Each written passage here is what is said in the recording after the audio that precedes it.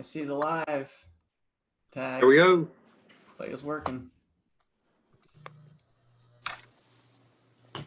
Can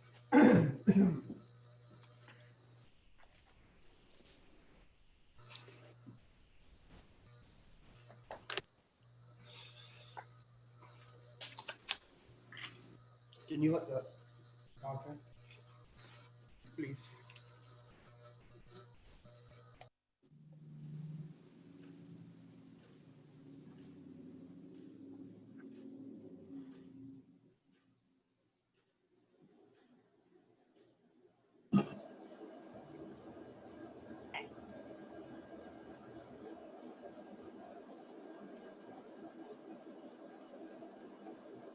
Thank you, Ron. That was very stressful.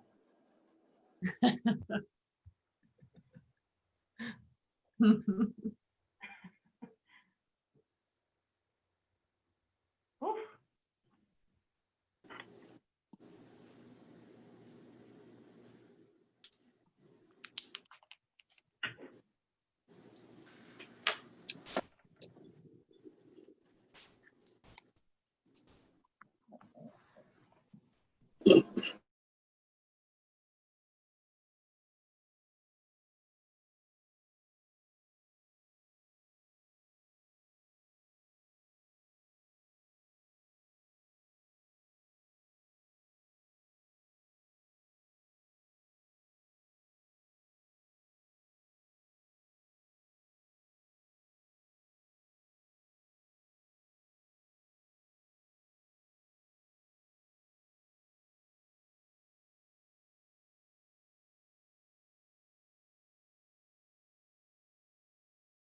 We're only waiting for the mayor.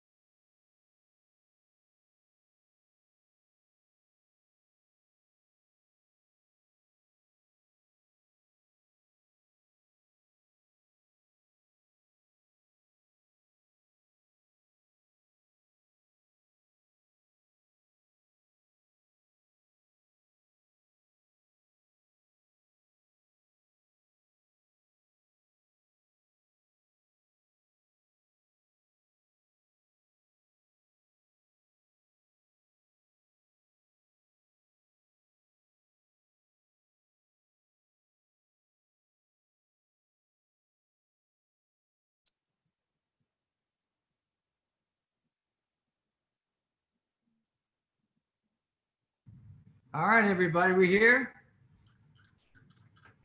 Yes, We're sir. ready, Mayor. Here. Let's see. Welcome everyone to our virtual city council meeting. We had a few difficulties tonight for the first time in 7 months. Today is Tuesday, August the 25th, 2020, and it's approximately 6:17. I'd like to call this meeting to order and acknowledge that both the press and the public were duly notified of this meeting in accordance with the Freedom of Information Act. As everyone knows by now, all of our meetings are being held virtually due to the COVID-19. Please follow our latest news on the city website, www.iop.net, and follow us both on Twitter and Facebook. Public comments can be submitted by following the agenda instructions on our website. We will read the first 30 minutes worth of comments with 3 minutes max for each.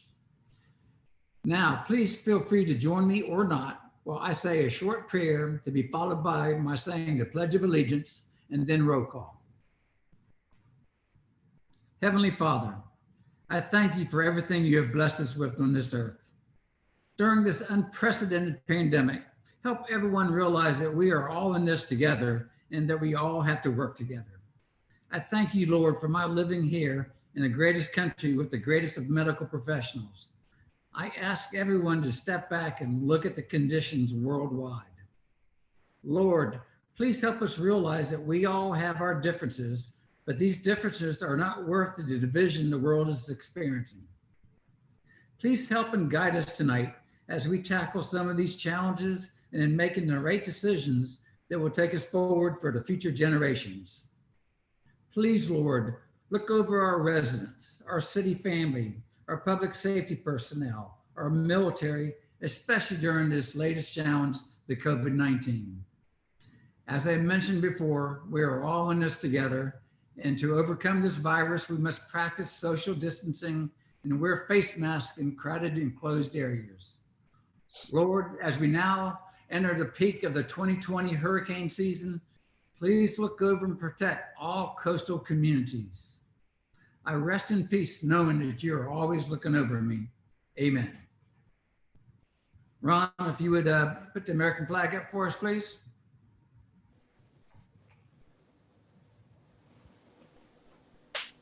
I pledge allegiance to the flag of the United States of America and to the republic for which it stands, one nation, under God, indivisible, with liberty and justice for all.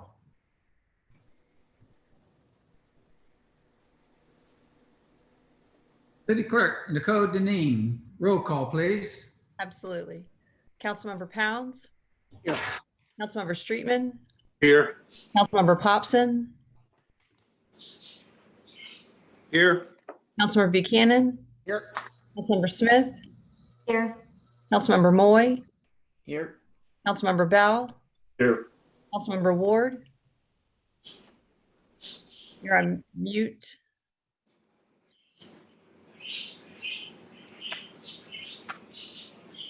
He's on the screen. There he is. Here. Thank you. Mayor Carroll, Here. all present. You have a Thank quorum. you very much. Okay, reading of the journals of previous meetings. We had 2 meetings, regular meeting on July 28th, 2020, and an emergency meeting on August the 13th, 2020. Do I hear a motion to approve? Motion to approve. Second. Thank you. Any deletions, additions, corrections? Hearing none, all in favor? Yes. Can we just do a raise hand? Thank you. Raise your hand. There we go. Thank you very much. Citizens' comments. Again, we're going to allow 30 minutes maximum, no more than 3 minutes per. Okay. From Ryan George. My name is Ryan George, a young professional resident of West Ashley. I am writing on behalf of Tidal Wave Water Sports, advocating that they stay open at their current Isle of Palms location and have their lease renewed. I have heard it said and believe myself that you do not experience half of Charleston and the Low Country until you have seen it from the water. However, many of our residents simply cannot afford to own a boat or jet ski.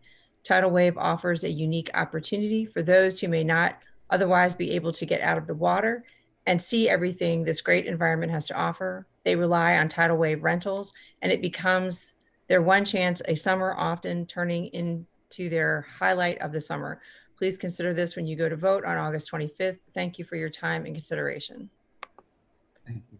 Sandy Ferenz, Isle of Palms. I feel the opportunity to develop green space at the Isle of Palms Marina is within our grasp. Residents have spoken loud and clear that besides a restaurant as number one, green space and a community dock taken together far exceeds any other item. I urge every council member to seriously consider what a wonderful legacy this will be for our current and future young and not so young residents and visitors. This is a dream that many of us have had for years and are ready to offer our time, talent, and treasure to help you make it happen. Now that one major component of my original plan is almost contracted, in parentheses, family-friendly restaurant, please move forward with the waterfront park and community dock as your next priority. We are behind you all the way and will assist on all fronts to make it happen. In case you may have forgotten, she's below this email to her is her original plan she submitted to council in November of 2019. As I always state, this is a very rough cut, but gives one person's perspective as a starting point. Just think what can happen with all of us working towards the same goal. Whether the details stay the same is not important.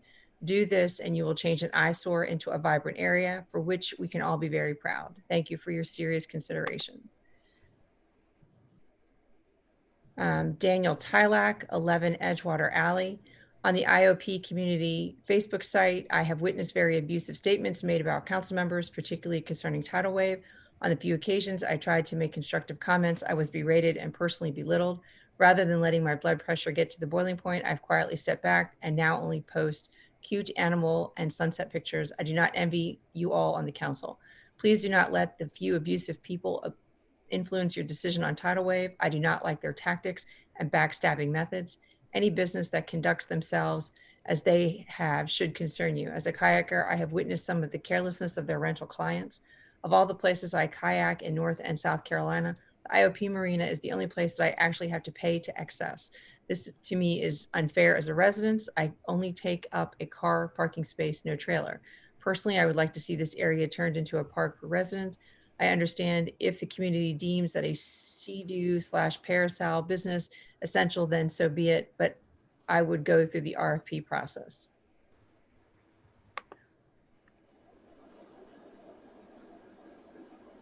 Andrew Viga, 104 Sparrow Drive, Isle of Palms. Rescind all temporary parking restrictions that were put in place by the emergency ordinance. Angela Nosaluk. I'm writing this letter in support of Tidal Wave Water Sports being issued a lease renewal to stay at their current location on the IOP Marina. Tidal Wave Water Sports has been a staple in our community for decades. They bring welcome features to our community and the local economy, such as jobs and tourism revenue. They also support the local community as they regularly utilize local businesses and shops for their operational needs. IOP will suffer a big loss if Tidal Wave Water Sports is not given a lease renewal. Please consider that Tidal Wave is willing to increase their rental amount in order to stay in their current location. I hope you take their flexibility to increase lease revenue into consideration when you vote. In addition, Tidal Wave can offer services to be a first responder in case of a water emergency, as they have the capabilities and the marina location to get to areas in need quickly.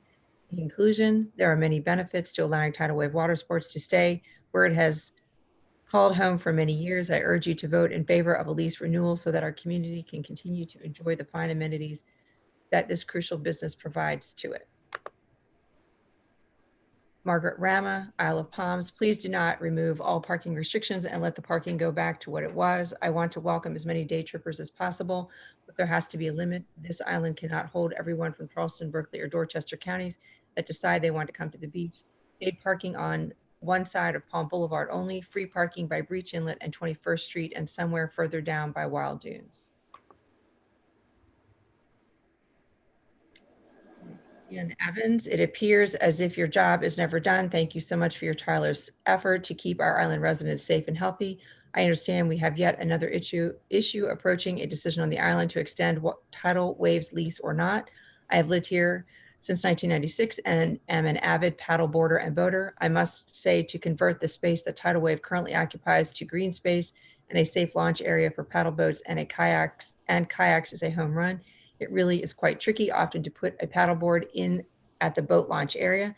It would be much safer and would free up the boat ramp for people and separate separate voters and paddle boarders getting on the water. Imagine also the families and residents that could enjoy fishing from the dock and watching the beautiful sunsets we are so lucky to have. I understand from a previous meeting in January that the residents voted in favor of number one, a restaurant at the marina, and number two, a green space park area to launch paddleboards, kayaks, and to fish. Let's vote for the resident choice on Tuesday. Kevin Cunane of Mount Pleasant, reopen all beach parking. The social media posts of a business connected to the mayor showed that there was at least an attempt to profit off the changed beach conditions created by current parking restrictions. This is a stain on the integrity of the entire process and needs to be remedied immediately. Emily Ulrich, I am horrified by the behavior displayed by a businessman who is courting a lease renewal. Council members are doing their best to make recommendations that benefit island residents, plus those off island who enjoy our geography. Since when is bullying the way to curry favor as a respected business? I stand behind you, council people who have to make the tough choices. I'm sorry you have to suffer for that resolve. Bobby Simons, 31 JC Long, please renew the Tidal Wave Water Sports lease. This is a great company and activity to have on the island for both residents and vacationers. And Treadway, we would like to keep Tidal Wave Water Sports. It provides wonderful activities for locals and visitors. Jill Kavanaugh, 619 Palm, please renew Tidal Wave's Water Sports lease. They are a great local business. It gives residents and tourists an opportunity to jet ski and parasail.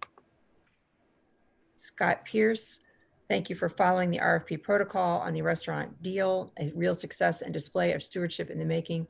For the remaining marina space, let's reclaim the remaining small slice of IOP's owned asset for a green space city marina park, offering free water access and minimizing environmental impact in the area. I sincerely believe I am among the silent majority with that option. With that statement, I've likely lost a few of you, but hear me out, please. During your campaigns, all of the new council members stated or wrote about support for public free access to the waterway at the marina, including green space. Whether you ultimately vote for a green space or commercial use, if you find the resident majority wants commercial space, so be it. I only ask you to follow the same RFP procurement protocol of the restaurant with a broad scope RFP that allows respondents to offer viable alternatives for the space that improves our environment and finances. Our community and several of you personally have been attacked, threatened, humiliated, mocked, slandered, libeled, harassed, and businesses vandalized, quote unquote, by review. Lately, there are outright written requests to refuse services to people that hold certain positions. I thought we lived in paradise where residents, second homeowners, renters, visitors, and businesses enjoy and work together, not threaten, bully, or deny service for voicing an opinion. This sounds like a community under siege. Residents talk about actual fear of verbal, physical, property retribution, and intimidation for voicing an opinion. It's a damn shame. I sincerely hope that you do not reward that behavior. Stay the course, exercise sound stewardship over the community assets, follow protocol, and promote safety while publicly encouraging civility among all of us. Thank you all for being resilient during these turbulent times. Ben Stanfield, Seattle, Washington. I'm writing in regards to Tidal Wave Sports future at the Morgan Creek Marina. My family and I have been coming to IOP since I was a baby, and before that, when my parents were babies. So needless to say, we have a lot of fond memories here. As we got older, we were allowed to rent jet skis and other boating tours, which we look forward to every year as part of our tradition. I can honestly say that I've never met a nicer group of people who run Tidal Wave. They truly care about the experience, and more importantly, they care about IOP and everyone who visits. This year, we were kind of bummed to learn that the Morgan Creek Grill closed. Loved having a few cold ones after a day on the water, but we're delighted to see Tidal Wave still in operation. I don't know the politics or even the economics behind possibly not renewing their lease, but I can say that it would be a loss to the community and summer visitors should they not be allowed to continue to operate. Please strongly consider keeping them a part of the community for years to come. Brenda Rosenthal, it appears you will be voting on whether marina would be green space and parking or commercial. The visioning decided restaurant and green space. As many of you have stated, it is your intention to vote what the residents prefer. This seems quite an obvious vote. Aggressive, hostile social media blitz by small number of people is not representative of IOP residents. Marcy Shore, Sullivan's Island, vote here to allow Tidal Wave to continue their business. Stan Harris, I am concerned and disgusted that you have and continue to be subjected to vicious attacks, slandered, and individually targeted by non-resident groups and individuals in carrying out your duties for the residents of this island. One of these groups has recently made remarks threatening residents' personal property. This harassment needs to stop. You all must stand up as a council and denounce it and ensure your decision-making will not yield to their selfish demands. We elected you to represent us in governing this island for our benefit first and to operate this city in a financially responsible way. In my view, you are doing that fairly well, but you cannot allow the bullies to threaten yourselves or our residents. Speak up, stand out, take legal action if you deem it necessary. Brett Jones, 8 JC Long Boulevard. Please give Tidal Wave Sports a new lease on the IOP. They are a great business. They have been an island staple for many years. We send guests to them for fun on the water, and they send guests to us for food and beverages. The locals and short-term renters love this place. Thank you for your consideration. Irene, her last name is spelled SZCZ. We have been residents of IOP for 20 years and love the idea of a park with free access for residents at part of the marina. I'm very surprised that City Council, Mayor, and City Administrator have not provided us with facts and numbers regarding the current tenant tidal waves.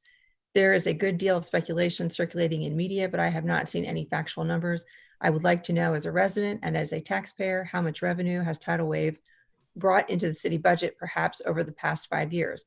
Last time the public was given details about how much the marina was bringing in revenue for the city, we voted against spending our tax money to support these private businesses. If residents would be happy with the status quo, we would still have an old council and city administrator. Quote unquote, residents first. We have been hearing from all of you. We deserve true and complete information from you. There is still time to inform the public before you vote, and I hope you will have our best interest in mind. Charlotte Ward, Lost Creek, West Virginia. Please renew the lease for Tidal Wave Water Sports. We had our first experience with this company this year. They were absolutely wonderful to everyone on the boat, very personable and caring group of men who went above and beyond to make us all feel comfortable and encouraged a fun time. First time parasailing and looking forward to that next year. The IOP needs this business to stay local, stay for local and visiting guests. Please renew the lease. Douglas Truslow, we are very much in favor of having green space at the marina. Actually, that was a decision made in 1999 when the marina was purchased, and council needs to keep his word for the citizens. Respectfully, there is no need to have another referendum. Christina Harsh, 3610 Waterway. Tidal Wave is an island institution and a family-owned business that does not deserve to be pushed off the island. How would any of you feel if the tables were turned and a committee was voting to shut down your business you work so hard to build for no real reason whatsoever? Whoever is voting to push them out, you should be ashamed of yourselves. How do you sleep at night? William Campbell, I support the green space proposal. I do not support the commercialization of the space. I am sick and tired of the continual efforts to increase the commercialization and tourist influx onto our special fragile island. We should do everything in our power to return to the natural ecosystem that existed on IOP. This means eliminating jet skis and other motorized, gas-burning, noise-generating commercial activities from Tidal Wave Water Sports. We should be trying to reduce our carbon footprint. We should be trying to preserve nature and the surrounding wildlife, the marsh, and the tidal pools. Where is our fiduciary to the ecosystem? We should be worried about the rising seawater, flooding, king tides, the list goes on and on. What global life-sustaining activity does Tidal Wave contribute? How is it contributing to improving our harmony with nature? It is not just noise, pollution, intense traffic, etc. Sounds like Myrtle Beach South to me. And now banner flying airplanes overhead all weekend long. Don't you see it? Don't you feel it? Open your eyes. We are killing ourselves and our special island. When are we going to come to our senses? Make the right choice, City Council. What would Solomon do? Vote for green space and let it be done. Thank you for your patience and wisdom. Aaron Layton, New York, New York. I've been coming to Isle of Palms for over 30 years. My family has great memories going to the safari jet ski trip and seeing the dolphins and beautiful intercoastal waterways on guided tours, guided trips with the Tidal Wave Water Sports. My kids beg me every year to go parasailing, but I have not let them at this point. This is a small business that is respectful of wildlife and keeping the oceans clean and safe. They are an asset to the marina, definitely not a detriment. Please let them keep their lease. Sharon Nichols, Please, please keep the marina area on the IOP with more green space as opposed to commercializing the area. The residents desire a marina that is geared for the use of residents, for family, a park green space to enhance access to a waterside location for residents and visitors. So much can be done by the town to make this happen. Educational water activities. We oppose commercializing the marina. Mary Kozaria, 3304 Palm. Please keep tidal wave water sports at the marina. We have used their services every year. We have been here for vacation and our guests have also. They are as imperative to the island as the residents and color dry store and bring additional walk-in revenue to the marina. Karen Jones, though I believe tidal wave water sports serves as a vital amenity to our island guests and neighbors, I am asking you to also please consider the island residents. When my son and wife brought their paddleboards all the way from Seattle, I learned there is currently no public boat launch on IOP. The one under the connector was purchased privately 3 years ago. No public access to the water for kayaks or boards. Lucky for me, the owner was hospitable and invited us to use his launch. The green space and park for children are wonderful ideas and are met through the rec center, but access to the water for all residents is of my utmost concern. If grandparents want to take their grandchildren fishing off a dock, where can they go? No place on the island except on private property. So please keep public access to the water for residents in your plan somewhere, for all of us are not lucky to have waterfront property. Amy and Robert Evans, 10 26th Avenue. We are writing to share our complete support of Tidal Wave and respectfully request that their lease be renewed. This locally owned and operated family business is a tremendous asset to the residents of Isle of Palms, day visitors, and tourists. They offer a variety of activities that are not offered anywhere else locally, and their footprint is very small. We understand that parking is a premium at the marina, but Tidal Wave operates its own shuttle. They pick up and drop off local customers, therefore limiting excess cars parked in the area. Tidal Wave has given back to the community on several occasions over the last several years. They have participated in fundraising for the MUSC Children's Hospital Wing, offered free boat shuttle service for kids to get to and from school, and they have also provided many young islanders their very first job. Times are tough for many small businesses, but Tidal Wave does not need to be another victim of these difficult economic times. They are willing to negotiate to do what the city requests. Please seriously consider renewing their lease. Sandra Brotherton, I am writing in support of the use of the dock and waterfront adjacent to the Marina Restaurant as a public dock with green space and residential parking. I don't believe we currently have designated green space on the island, and many residents do not have access to an area to launch a kayak or paddleboard. It is my understanding that Tidal Wave runners have an additional location in downtown Charleston. Please consider a vote in favor of green space and residential use. Donald Hartsoe, 32 Fairway Dunes Lane. Wish to keep Tidal Wave on the island. As the population has grown, we need activities like these longtime businesses. We also need a restaurant back in Morgan Creek location. My family has been coming here or owned property here for 30 years. Vincent DeGangi, I support green space and a potential park along the Intercoastal Waterway side of the marina in lieu of a wave runner rental. I was under the assumption that this was discussed and decided back in 2016 and 2017. The space being turned into a quote unquote park-like setting is more conducive to the residential nature of our island. Chrissy Farrell Hopkins of Mount Pleasant. I feel it would be a great loss to our community to discontinue the services Tidewater provides. I get to see firsthand the excitement on their faces as their clients head out and return from their experience. We often converse with them, and it is a great joy to see. This service is the only opportunity for some folks to enjoy our beautiful waterways. With everything going on in the world, why take away something that brings such joy and pleasure to those who really need a good, fun adventure? The company is also very respectful of others on the water. Please keep Tidewater afloat. Bobby Evans, I'm writing this email to express my concern for the safety of pedestrians crossing Palm Boulevard at the designated crosswalks along Palm Boulevard between 21st and 41st Avenues. I noticed after the beach side of Palm Boulevard between 21st and 40th Avenues and Upper Palm Boulevard between 42nd and 57th Avenues were reopened to free parking. The 4-foot chalk line was marked to assist visitors with parking. However, I also noticed that the portable crosswalk signs along Palm Boulevard were not out for the entire weekend.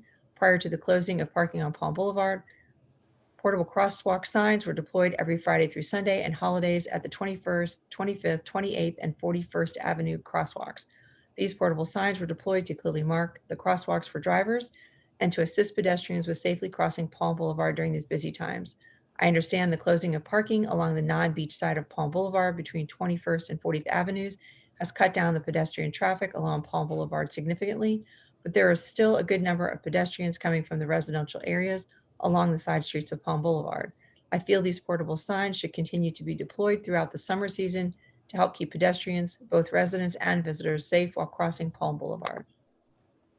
Elizabeth Ivy, 15 Marsh Island Lane. This group has brought so much joy to all my grandchildren. They are professional and add many activities for residents and guests. I cannot imagine not renewing their lease. Robin Solomon. Last week, I rode into the marina looking for a space to sit by the river. Where is the green space we envisioned together years ago? Where is the resident dock to walk out onto the river, hearing its tides lap against the piers, smelling pluff mud? All I saw was a commercial enterprise noisily soiling the waterway and its creatures with oil and gas. Some months ago, I came to a visioning where we sat at tables and residents we did not know and an IOP staff member. Everyone at my table wanted the marina area to be an open space, primarily for residents to enjoy. Yes, we wanted a restaurant overlooking the river, but the concept was a casual local place to watch the boats go by, greeting neighbors within the beauty of our lovely waterway. My grandparents had a summer house on Sullivan's, from which my dad rode the ferry to Charleston with his dad to work in the city. I played on the IOP when it was wild with only the Citadel Beach House to distract the deer and turtles. My children went to Sullivan's Island Elementary in the late 70s, and when I returned to live on the IOP in the 90s, I delighted in the open natural spaces, birdsong, and friendly safety of our neighborhoods. Most of us left our doors open for children or friends, never fearing threatening behavior from anyone. Please honor those of us who silently want the marina area we purchased returned to a beautiful, quiet space and not used for a commercial purpose, which has little financial return, yet pollutes our waterway and wipes out the sounds of nature. Lori Horvath, 1300 Ocean Boulevard. Please re-sign Tidal Wave Water Sports. They play an important part to our community. Our beachfront wouldn't look the same without this parasailing. Nancy Gus, thank you for your hard work and thoughtful consideration to the island residents during social distancing. I commend your efforts to keep our island safe. I trust that you will once again keep residents in mind while making considerations for public use at the marina. Many of us are dependent on a public space to launch a boat or kayak. Please keep this in mind as the marina is the only public boat launching space on the island. Alicia Warner, 3614 Waterway. I would like to see the lease extended for Tidal Wave. Myself and my husband, every friend and neighbor we know wishes for this great business to remain. We live 4 homes away from this business and think it's great for our community. Please renew their lease. Richard Council, please vote to reject Tidal Wave Water Sports. They can continue to operate out of Mount Pleasant. Motorized watercraft already have launch access on IOP. Please take this opportunity to allow passive dock, parentheses, paddleboards, canoes, fishing, beaches, benches, photography, close parentheses, with green space to accompany the family restaurant in progress. Lisa McDonald, Somerville. As a lifelong resident of the Charleston area, I support the renewal of Tidal Wave Water Sports. Our family has thoroughly enjoyed an outing with them as on a staycation in recent years. I also know that they have donated a lot to local charities over the years. They help bring revenue to the IOP and are an asset to the Low Country.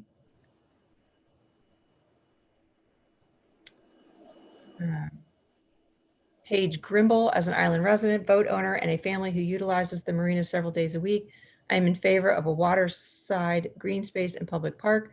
We need to savor as much public waterside land as possible. All of our beach/water views are subject to home ownership. This would allow residents and visitors to enjoy lovely and family-friendly access to the water views, and wildlife. I am very encouraged by this and look forward to the entire renovation of our waterfront.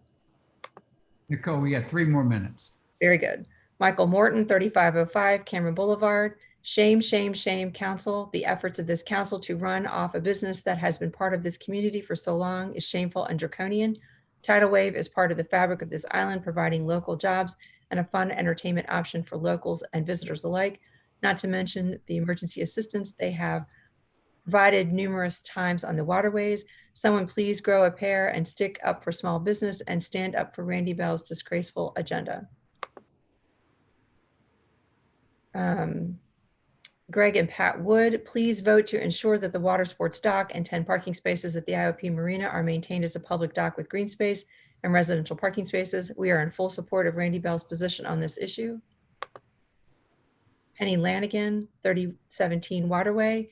Months ago at a special meeting, residents were asked to write down their vision for the marina area.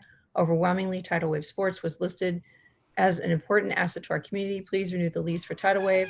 This is an important part of our community. Alex Opulus, I am writing to you as a 25-year resident of the Isle of Palms. It has come to my attention through multiple conversations about the vote tomorrow night related to the potential new lease for Tidal Wave. While I've heard and seen a lot of brutal things that have been said and written by those supporting Tidal Wave, I will leave that out of my email. I simply ask you to consider two things. Is leasing that space to Tidal Wave the best and most profitable use of the property for the residents of Isle of Palms? Do you think that the majority of residents on IOP actually want Tidal Wave to receive a new lease? I'll simply say that in 25 years, I have never used the services of Tidal Wave, nor do I know anyone who has used their services. Please consider all of the residents on the island when you make your vote tomorrow, not just the vocal minority who have made this issue so personal. I hope that we can move beyond Tidal Wave and reimagine that beautiful space as a place we will all enjoy. Kathleen Allen, 32 26th Avenue. Please listen to the residents on this. Susan Bruckmeyer, please listen to your residents. They elected you to represent them, not off-island folks. If the residents of IOP are asking for a kayak, stand-up paddleboard, canoe launch, that should trump outside interests.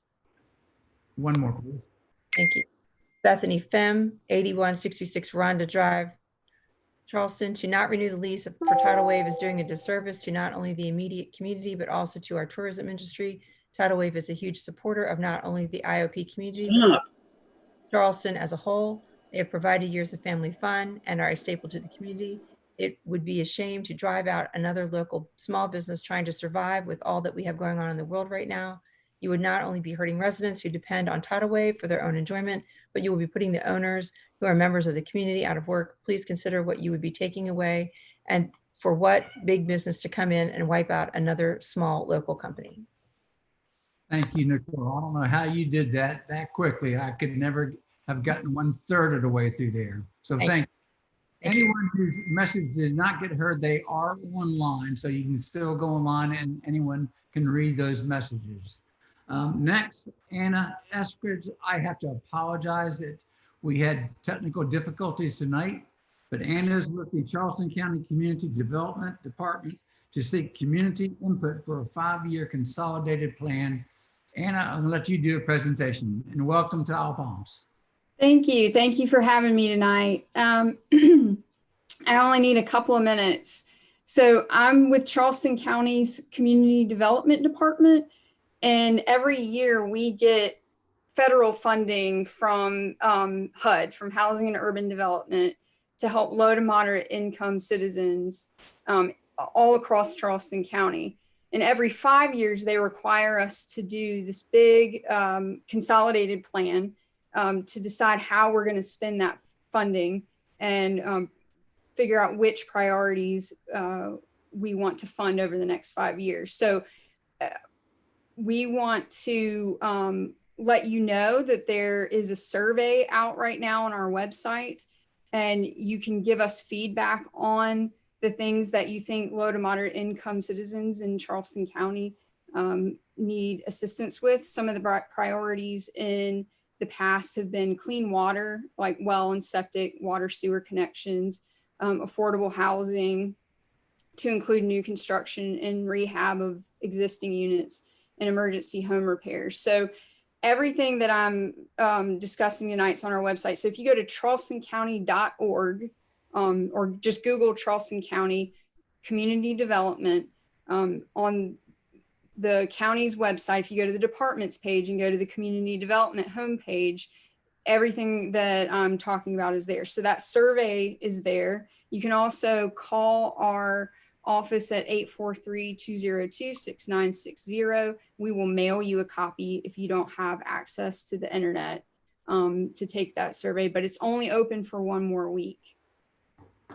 In addition, the way that we distribute that funding is not to individuals. We actually give it to organizations like nonprofits and developers to do that important work across the county. So that application will open for this new set of priorities in November. So if you know of some nonprofit organizations that can help low to moderate income citizens, our projects run the gamut from Meals on Wheels to new construction of housing. So it's a lot of different things that this HUD funding can be used for.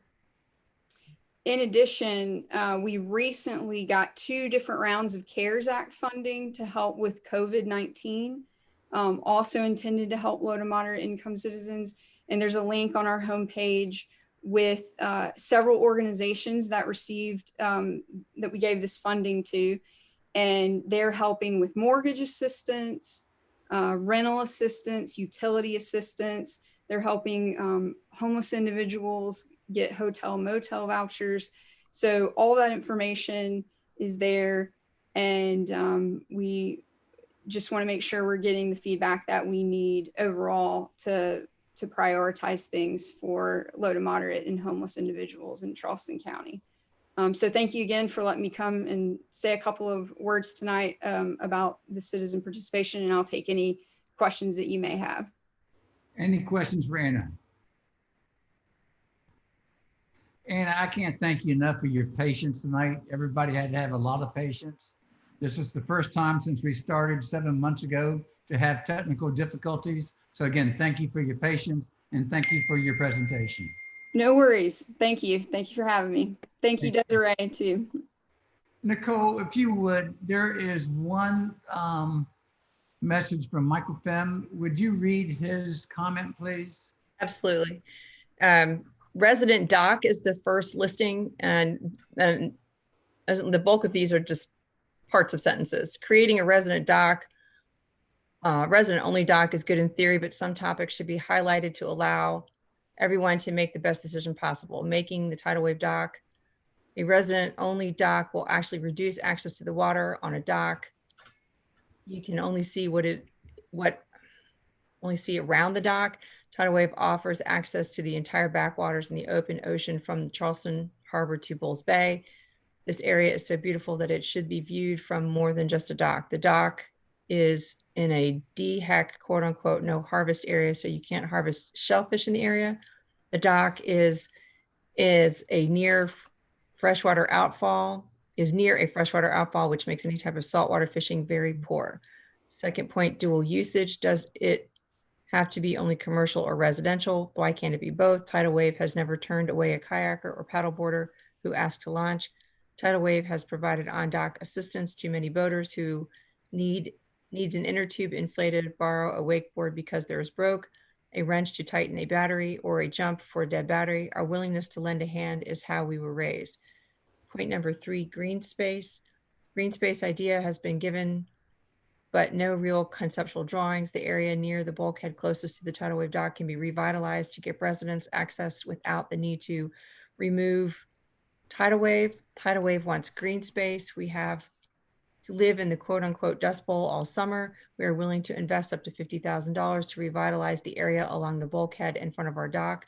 We envision a cantilevered boardwalk and grass area with palm trees to shade some benches along the water. We have been working with an engineer on conceptual drawings. His next topic is money. Financially, there is always talk of the city losing money from the marina. Getting rid of tidal wave will not only lose the revenue of tidal wave's new lease annually, but it will also cost the city additional money to hire someone to monitor it, clean it, and generally maintain it. What would it cost to maintain the dock year round? This could mean a net six-figure loss annually. The marina is located in an area that most guests and a few new residents are unaware of. It's also not walking distance from most of the island. The marina needs businesses that offer fun on-water activities. Those activities are essential to the health and success of the resident and the restaurant and ship store. In 2010, the city renewed the tidal wave water sports lease for 20 years. The city still owed money on the bond used to purchase the marina, so by law, they were only allowed to grant a 5-year term. The city issued tidal wave 4 5-year leases. While there was an opt-out clause. It was believed it was just a paperwork thing. Why could a new lease not be worked out? Next topic, going rate. Tidal Wave's lease was not renewed because council didn't like the financial terms. What data has been presented to verify that Tidal Waves is paying quote unquote far below going rate? What is the going rate of a dock? The owners of Tidal Wave have been in the industry since 1994. Additionally, one of the owners was the dock master for the IOP Marina. Given our background, we are aware of going rates in the area. We have presented lease proposals that almost double the going rate. Next topic, RFP. Tidal Wave is not against an RFP. It would just have been nice to have been started or completed it before our lease already ended. Our big concern with RFP is it could take months or years. What will we be doing while we wait? It's tough to hang onto equipment loans and other overhead for any length of time without doing business. Basing a lease off of going rate in the area would save time and take the need to defend it off of both council and Tidal Wave. With our willingness to put up our own money to help revitalize the marina, would council consider a 5-year extension so as to allow more time to explore all options? This way, all ideas have been vetted and thought out decisions made. Also, the money needed to start the revitalization on the intercoastal docks are a few years away. Funding the park. Oh, let's go ahead. That's more than enough. That's fine. Yeah, that was 3 minutes. Purview to allow this to happen, to have a tenant who's been there for more than several decades. I wanted his words to be heard. So thank you for finding it and reading it for us. Okay. This is such a big topic for tonight, and I felt that his words need to be heard. Thank you. You're welcome. I was asked by the Assistant City Administrator to perhaps finish one set of these documents. Would you want to give time for that or no? Yes, ma'am. Okay. Yes, ma'am. The code states that there are 30 minutes for public comment. Council may extend that by vote if that is the will of the group. If y'all wanted to read more comments. I would like to take a vote on that because this is going to be a long night anyway. Nicole, can we have a roll call on this? Somebody want to make a motion? I mean, if nobody makes a motion, then it's decided. Do I have a motion to just Councilmember Ward? You need to unmute yourself, Councilmember Ward. I'm sorry. I'll make a motion that we extend the comment period to finish his comments. Do I hear a second? Yes, ma'am. So there are 20, I believe there are 10 emails left and about 68 public comments from on the online form. So I think that would be too long of a night for everybody. This motion, do we have a motion to read all of these or finish this one and go forward? Councilmember Ward, you're on mute. Hit your mute button. Thank you, whoever's in charge of that. I was trying to make a motion to extend comments by 5 minutes. Do I hear a second? Second. All in favor, raise your hand. Well, I'm going to do a roll call. Roll call. Councilmember Pounds. Aye. Councilmember Streetman. Aye. Councilmember Popson. Aye. Councilmember Buchanan. Aye. Councilmember Bell. Nay. Councilmember Ward. Aye. Councilmember Smith. He says aye. Councilmember Moy. Aye. Mayor Carroll. Aye. I'm sorry. Aye. Okay. Motion passes 8-1.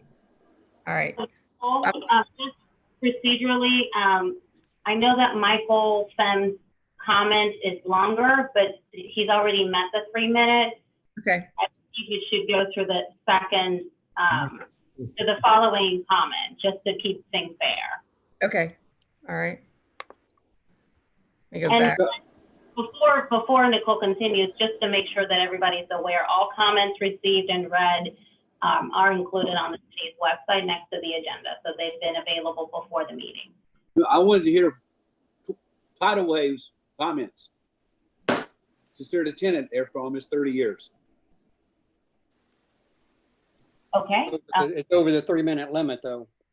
He's over the 3 minutes. We got 5 minutes, Nicole. Let's. Okay. This is Ralph Pining. I am not sure where things stand on the lease, but I wanted to share with you the sentiments of the majority of people who live in Forest Trail. All of us would like to get a quote unquote residence dock where for free as owners of the marina, we could launch kayaks, canoes, stand up paddle boards, or go fishing. If this can be done with tidal wave present, great. If it comes down to a choice of a residence tidal wave, almost everyone wants the former. IOP is a residential island and we value nature and the environment. To use city property to promote power sports just doesn't make a lot of sense to many of us. Not only is it environmentally unfriendly, this is not a use guard toward the residents. We bought and paid for this marina. We should get a big say in how it is used.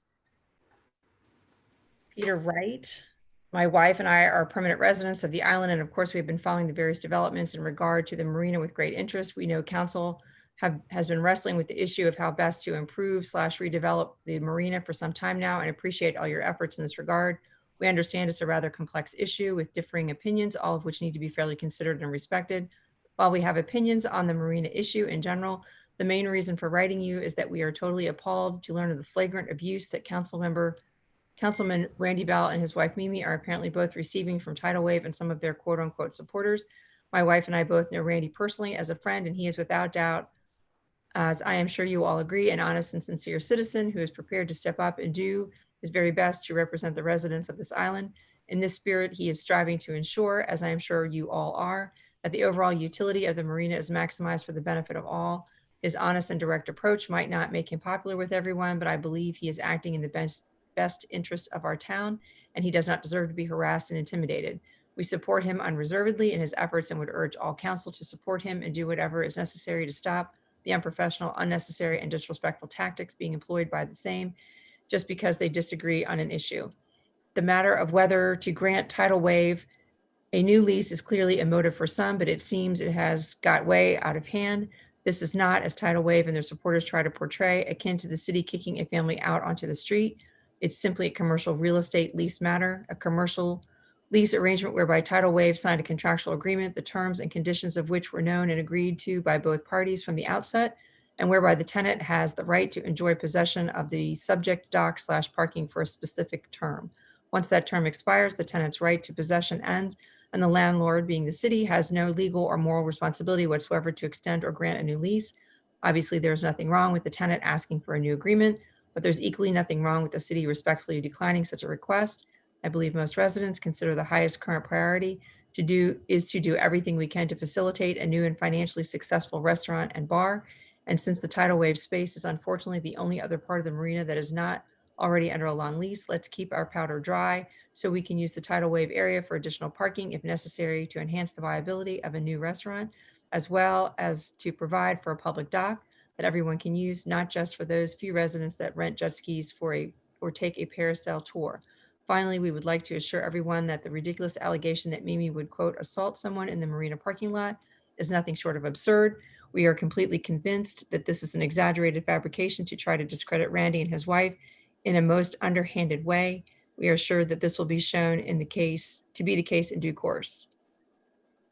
Rita Zola, Tidal Wave Sports has been a wonderful and well-loved business on IOP. Please permit Tidal Wave Sports to remain here. Kirk Wurtzel, I believe the marina should have public docking with green space and residential parking area. Christine Donovan, 31 26th Avenue, was at the marina yesterday and noticed the poster by the checkout stand with easy way to save Tidal Wave water sports. No other information than, quote, let's not put these poor folks out of business, close quote. I am concerned that the marketing campaign by Tidal Wave is resulting in huge numbers of people, maybe not residents, sending notes, quote unquote, in favor without understanding the history or choices that need to be made. Matthew? Time. That's fine. Thank you very much. You're welcome. Again, this is a big topic. I think we needed to hear as many as we could. We're going to be discussing it further later on tonight, but thank you all for your patience on this. Good news. On our next item is the consent agenda. We got 5 things under there, and just for our public's knowledge, Last month, we approved consent agendas. All items on a consent agenda may be collectively approved by one vote without debate. Before the consent agenda is voted upon, any item included can be removed upon request of any council member. Any item removed from the consent agenda upon request will be handled separately in the same manner as an agenda item. Council will vote on the consent agenda as one item. Passage of the consent agenda will be passage of each item included therein. Failure to pass the consent agenda will not defeat each item included therein. In such event, each item will be considered individually. Tonight we have 5 things, and they were all passed unanimously during our last week's meeting. 1A or 4A, consideration of distribution of FY20 positive net results as follows: 65% for capital projects, 25% for general fund, 10% for disaster recovery fund. B, consideration of three-year extension for Edie's contract for island-wide drainage and ditch maintenance. C, consideration of a change order not to exceed $30,000 for the purchase and installation of flood-resistant door at the public safety building. D, report of approved change order in amount of $20,537 for a required seismic bracing on the existing sprinkler system at the public safety building. And lastly, consideration of the purchase for a Beach Patrol ATV with plow attachment in amount not to exceed $20,000. Do I hear a motion? Mr. Mayor, I make a motion that we vote on the consent agenda as submitted here. Wait a second. Second. Any discussion? Hearing none, may we have a roll call vote, please? Councilmember Pounds, Aye. Councilmember Streetman, Aye. Councilmember Popson, Aye. Councilmember Buchanan. Aye. Councilmember Bell, Aye. Councilmember Ward, Aye. Councilmember Smith, Aye. Councilmember Moy, Aye. Mayor Carroll, Aye. all in favor? Thank you very much. Reports from standing committees. Ways and Means. Thank you, Mayor. We'll do a quick financial review. Ron, if you would put up June 30 results, that would be great, real quick, for anybody that didn't see our meeting last week. So these are June 30 is our fiscal year end. You can see revenues on the left-hand side of about 17.7 million against a budget of 18.875. So significantly under budget, mostly due to COVID. You can see expenditures on the right-hand side of 16.3 million against a budget of 22. So a couple of things there. You'll see some in the first bullet below. Almost everything's been collected. We've got a couple items left to accrue back into the fiscal year 20, about $275,000 rough numbers that will, before we close out the books and spread the excess as the mayor just read through in one of the consent items. So June expenditures are about $1 million below the COVID forecast and about 5.9 million below our budget. Most of that's due to just timing of invoices on the public safety building that'll be pushed into this current fiscal year. Our tourism revenues are down about 19% roughly year over year from 20 to 19. And for our fiscal 21 year, we're budgeting or forecasting down about 32%. So hopefully a conservative budget, but who knows where we're headed. Ron, if you just go to the next page, the city has about, you can see the last bullet, about $20 million in cash on hand. Of that, about 7.5 million or 37% is restricted at this point. And then Ron, if you'll just pop up July, oh, you're already ahead of me, thank you. July is kind of a non-event for us since we accrue a number of items back into our fiscal year end. So you can see revenue, top left, about 650,000. Expenditures about $1.5 million. Again, not much to report for July and not anything that looks out of whack from a variance standpoint. And again, you see the bullet there of $20 million in cash and about 37% restricted. Thank you, Ron. So any questions on that before we go any further? Mayor, I'll just keep rocking if you're okay. Absolutely, please do.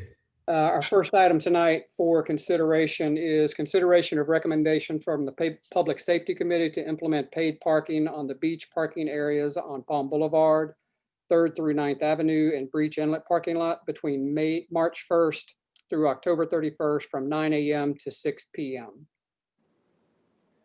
Are you making that in the form of a motion? I'll make it in the form of a motion with a twist. I would make a motion to implement paid parking on the beach parking areas on the ocean side of Palm Boulevard, 3rd through 9th Avenue and Breach Inlet parking lot between March 1st through October 31st from 9 a.m. to 6 p.m. So you're leaving out Breach Inlet. Is that, I'm sorry. Meant to include Breach Inlet, Nicole. Sorry. Let me restate it. well, I just want to make sure I understand how that's different than what's on the page. Is that Ocean side of Palm Boulevard. Oceanside? Okay. And that is between 21st and 40th, correct? Correct. I'll second. Okay, second for Councilmember Small. Just a clarification, do you mean that you're purposely excluding from 42nd through 58th Avenue? I'm just excluding for the paid parking, I'm just including ocean side of Palm Boulevard. Okay, so you would not have paid parking from 42nd to 58th because that is the land side. Fair. Thank you, Susan. Sorry. Yeah. Anyone else? Mr. Point of clarity. Councilmember Moore. Thank you, Mr. Mayor. Point of clarification. I'm sorry that I'm a little hazy on all of the parking stuff with all of everything that we've done. Land side between 21st and 41st. How would that be treated in the proposal that's on the table right now? No parking. Okay. Has that been, I know I should know this, but. So there, and I can address that, Councilmember Moy. There was an emergency or a special meeting back in June when council directed staff to look into implementing immediately or as soon as possible, no parking on the land side of Palm between 21st and 40th. So the way that would work is the way that it's working currently. There's no parking as part of the emergency parking restrictions. So those same restrictions would stay in place permanently due to public safety concerns, which we talked about during the public safety meeting. And that would include residents, just like we currently have no parking between 40th and 41st because of that 41st Avenue curve. If it's a no parking zone all on the whole land side of Palm in that section, then it's no parking. Okay, and I'm sorry, but the vote that we took in emergency meeting, was that, I guess I was under the impression that that was to take effect for the period, the emergency ordinance period. Have we taken a vote officially on what we will be doing other than to direct staff to look at something? Have we actually taken a vote on the land side of Palm already permanently? And that is where the confusion is. Currently, the way that the Public Safety Committee has treated paid parking is all existing beach parking areas, and that does include the land side of Palm. So I think the motion on the table would then treat this area permanently, not as part of the emergency parking restrictions. So, Mayor, I wonder if I need to withdraw my motion and let us just get the paid parking involved and then let staff come back to us with further recommendations. Or Ryan, maybe I look that to you. Yeah. No, I would agree. I mean, we can move forward on it. Like I said, this thing's going to be, it's malleable, and I think it's going to be, we're going to have to find ways to make it work. I know John brought up some great ideas at the last meeting of making, whether it's just weekends or whether it's just zones or whether there's areas. And I think that's something that we still need to look into, but if we can find ways to move forward and try to make some areas accessible and, and honestly, it's a moving target and something we're always going to have to be working on. And if to make certain areas free parking, I would just assume make, certain parts of the commercial district free parking not only to allow, everybody to go to that area in the future, but to help our businesses, and whether it's, occasionally free parking. But like I said, this is only during beach season, which is, Memorial Day, Labor Day. So Mayor, I'll withdraw that motion. I'll withdraw the second. Okay, now, You're all right to make another one. So I'll make a motion to implement paid parking on the beach parking areas on Palm Boulevard, 3rd through 9th Avenue, and Breach Inlet parking lot between March 1st through October 31st from 9 a.m. to 6 p.m. as recommended by the Public Safety Committee. I'll second. okay, discussion. Okay. Councilmember Moy. I've spoken. I'll defer to Councilmember Smith. Councilmember Smith. Okay, I'm sorry. Could you repeat that again? And I'm looking for, if you're not including paid parking from 42nd to 58th, could you give some explanation? Or I'm sorry. No, it's all of Palm Boulevard, Susan, just as okay. it's written. Yep. Okay. All right, thank you. Councilmember Ward. Never mind. Councilmember Moy. Thank you. I'll just reiterate a little bit of what Councilmember Buchanan said and some of what I said last week, that from a very practical, pragmatic standpoint, we need to find better ways to work with the county and our surrounding communities. And I don't think anyone will disagree with that. But for the public's interest, over the last week, we've gotten some bad news from the county in terms of what they're going to require our public works department to have to do. And I know that we're trying to come to terms with that and find a better solution, but essentially they're going to increase the cost of what it takes for us to handle all of our garbage.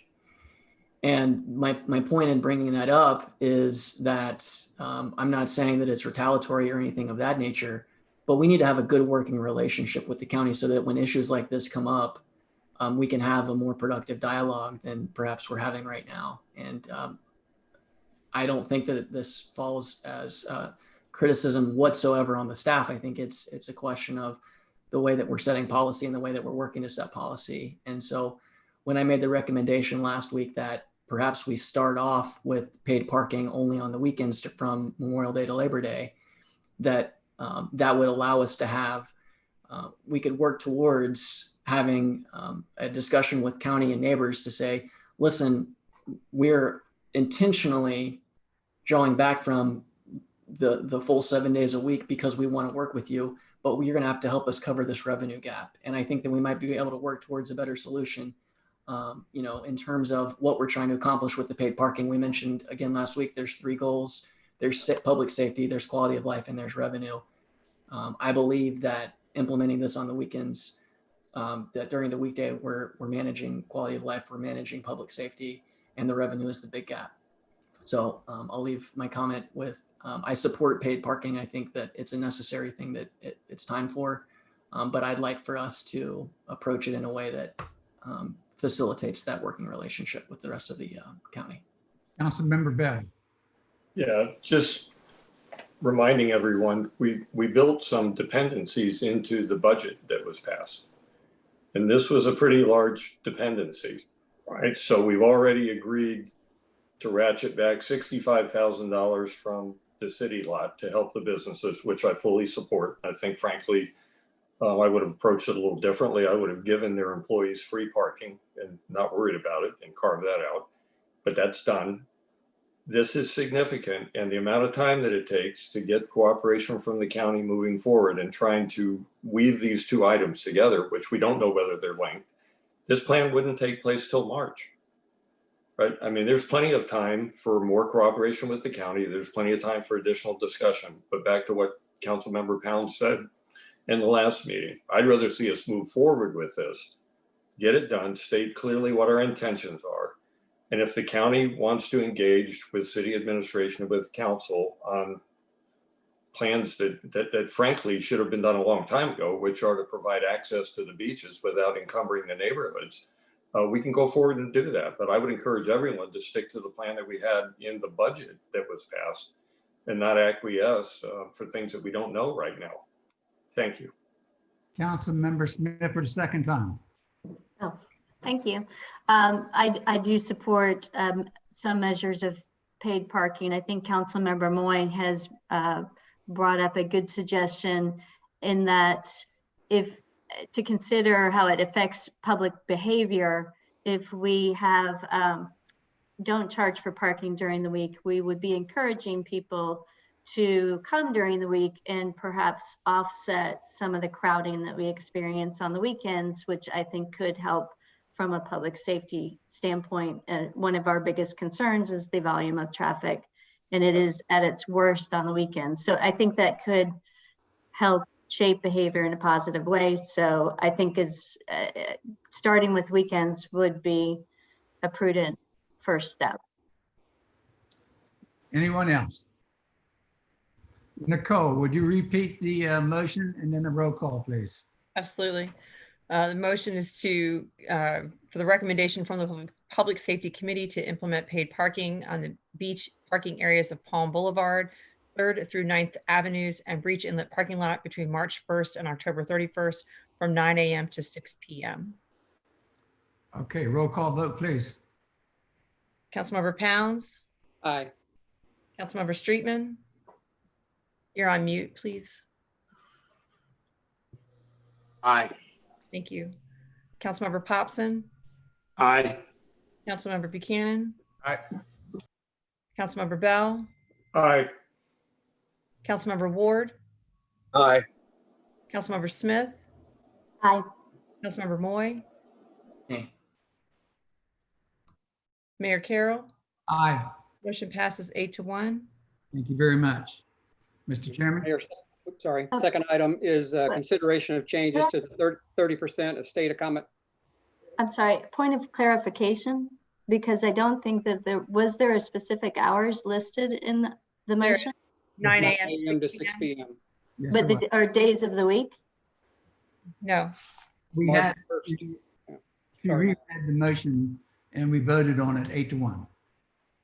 Okay, well, there was no inclusion of days of the week in there.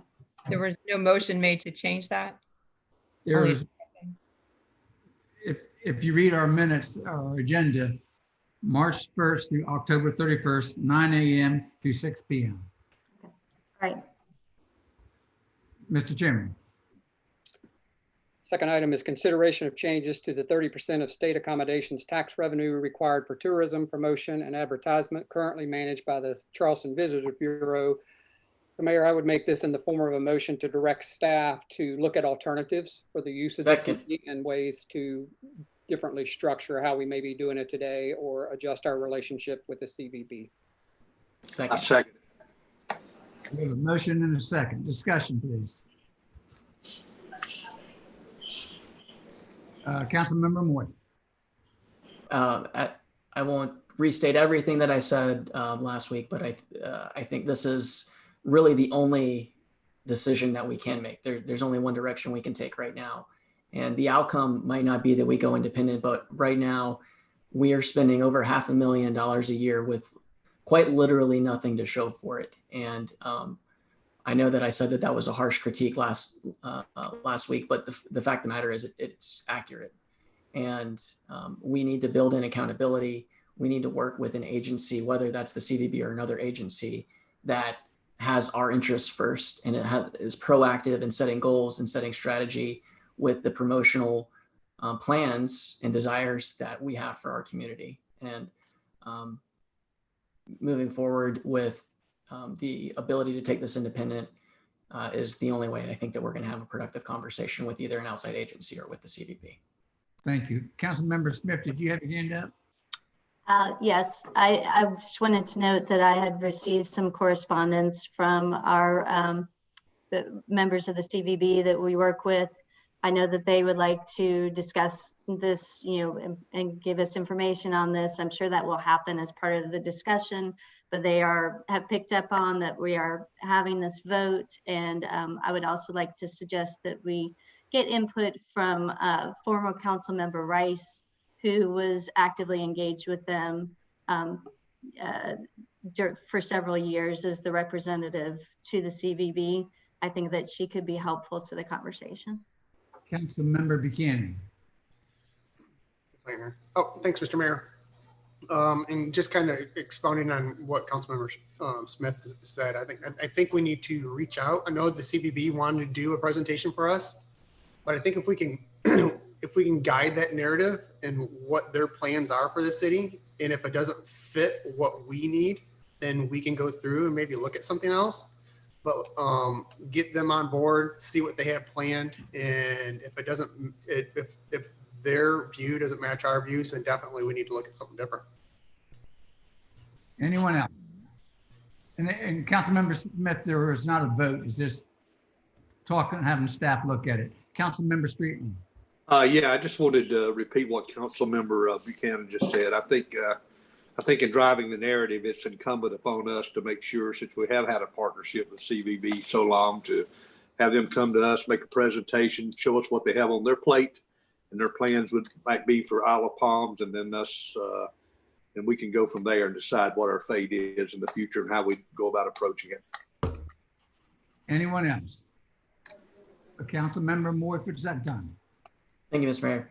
Yeah, I just will state that in terms of directing staff to proceed with taking the steps and doing the research to get our ducks in a row, should we choose to form an independent body, that's not mutually exclusive from a presentation from the CVB. So I would say the more that we have ready, the more armed and equipped we are to negotiate, because it is a negotiation. We're negotiating for their time and their resources and their energy. And frankly, we've been absolutely abysmal at doing that since my term on council, and I take full responsibility as a council member for that. But the fact of the matter remains, they're responding like they always do when we make a lot of noise. They respond to the squeaky wheel, and when you pay someone over $500,000 a year, you shouldn't have to be a squeaky wheel. So I'm happy to hear their presentation, but we should continue and proceed with getting our ducks in a row to form an independent body. Councilmember Bell. Just quick comment. Support Councilmember Moy fully on what he's saying. You know, my expectation would be that they come back with some set of metrics by which they intend to be measured. We've never had that. This is, my third year as well listening, and, standard PowerPoint slides that come back to us aren't going to be satisfactory. I think city administration should be instructed to create a parallel plan. If we choose to go our own way, what would it take? And what do we estimate the cost to be? And what do we need to do to comply?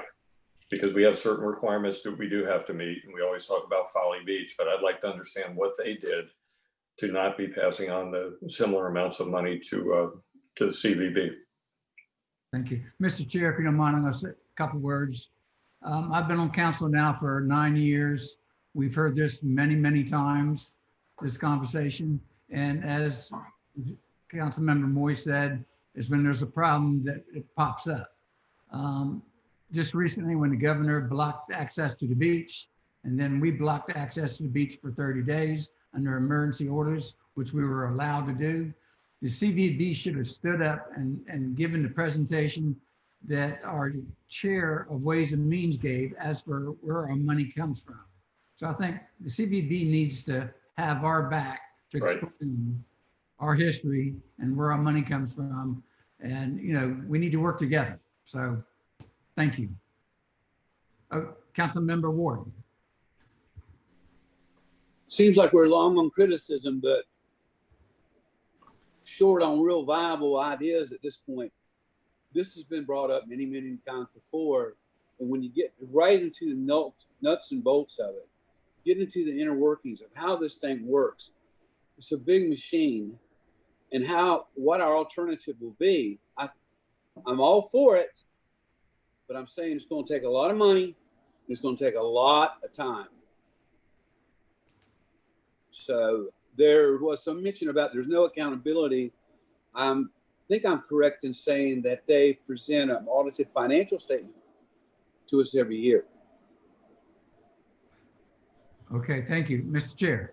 One last item, Mayor, and I had a quick conversation with city administration today. I know last time this was brought up, Wild Dunes Resort weighed in pretty heavily. So I want to make sure we have them a part of this conversation, be at the table when because they rely on CVB quite a bit. And I mean, that's over half of our accommodation tax revenue to this city. So I just want to make sure they have a voice at the table. Absolutely. Good point. I think you have one more item. Well, there was a motion on the floor there's to a direct motion. staff, so we have to vote on that. And it's We- really, Mayor, just to direct the staff to come back with alternatives. Okay. Read the motion again for clarification and roll call vote. It was to direct staff to look at alternatives as well as to, I was going to quote it. He went so fast. Do you still have that, Councilmember Pounds? But it was to direct the relationship with the CVB as well. I don't, but I can attempt to restate it. So it's to direct staff to look at alternatives for the use of our state accommodation tax revenue that is currently going to the Charleston Visitors Bureau, which would include a review of our relationship with Charleston Visitors Bureau. John or Ryan, does that capture what you were wanting? It was Councilmember Moy that seconded the motion. Okay, we're good. Roll call. Councilmember Pounds. Aye. Councilmember Streetman. Aye. Councilmember Popson. Aye. Councilmember Buchanan. Aye. Councilmember Bell. Aye. Councilmember Smith. Aye. Councilmember Moy. Aye. Councilmember Ward. Aye. Mayor Carroll. Aye. All in favor? Thank you very much.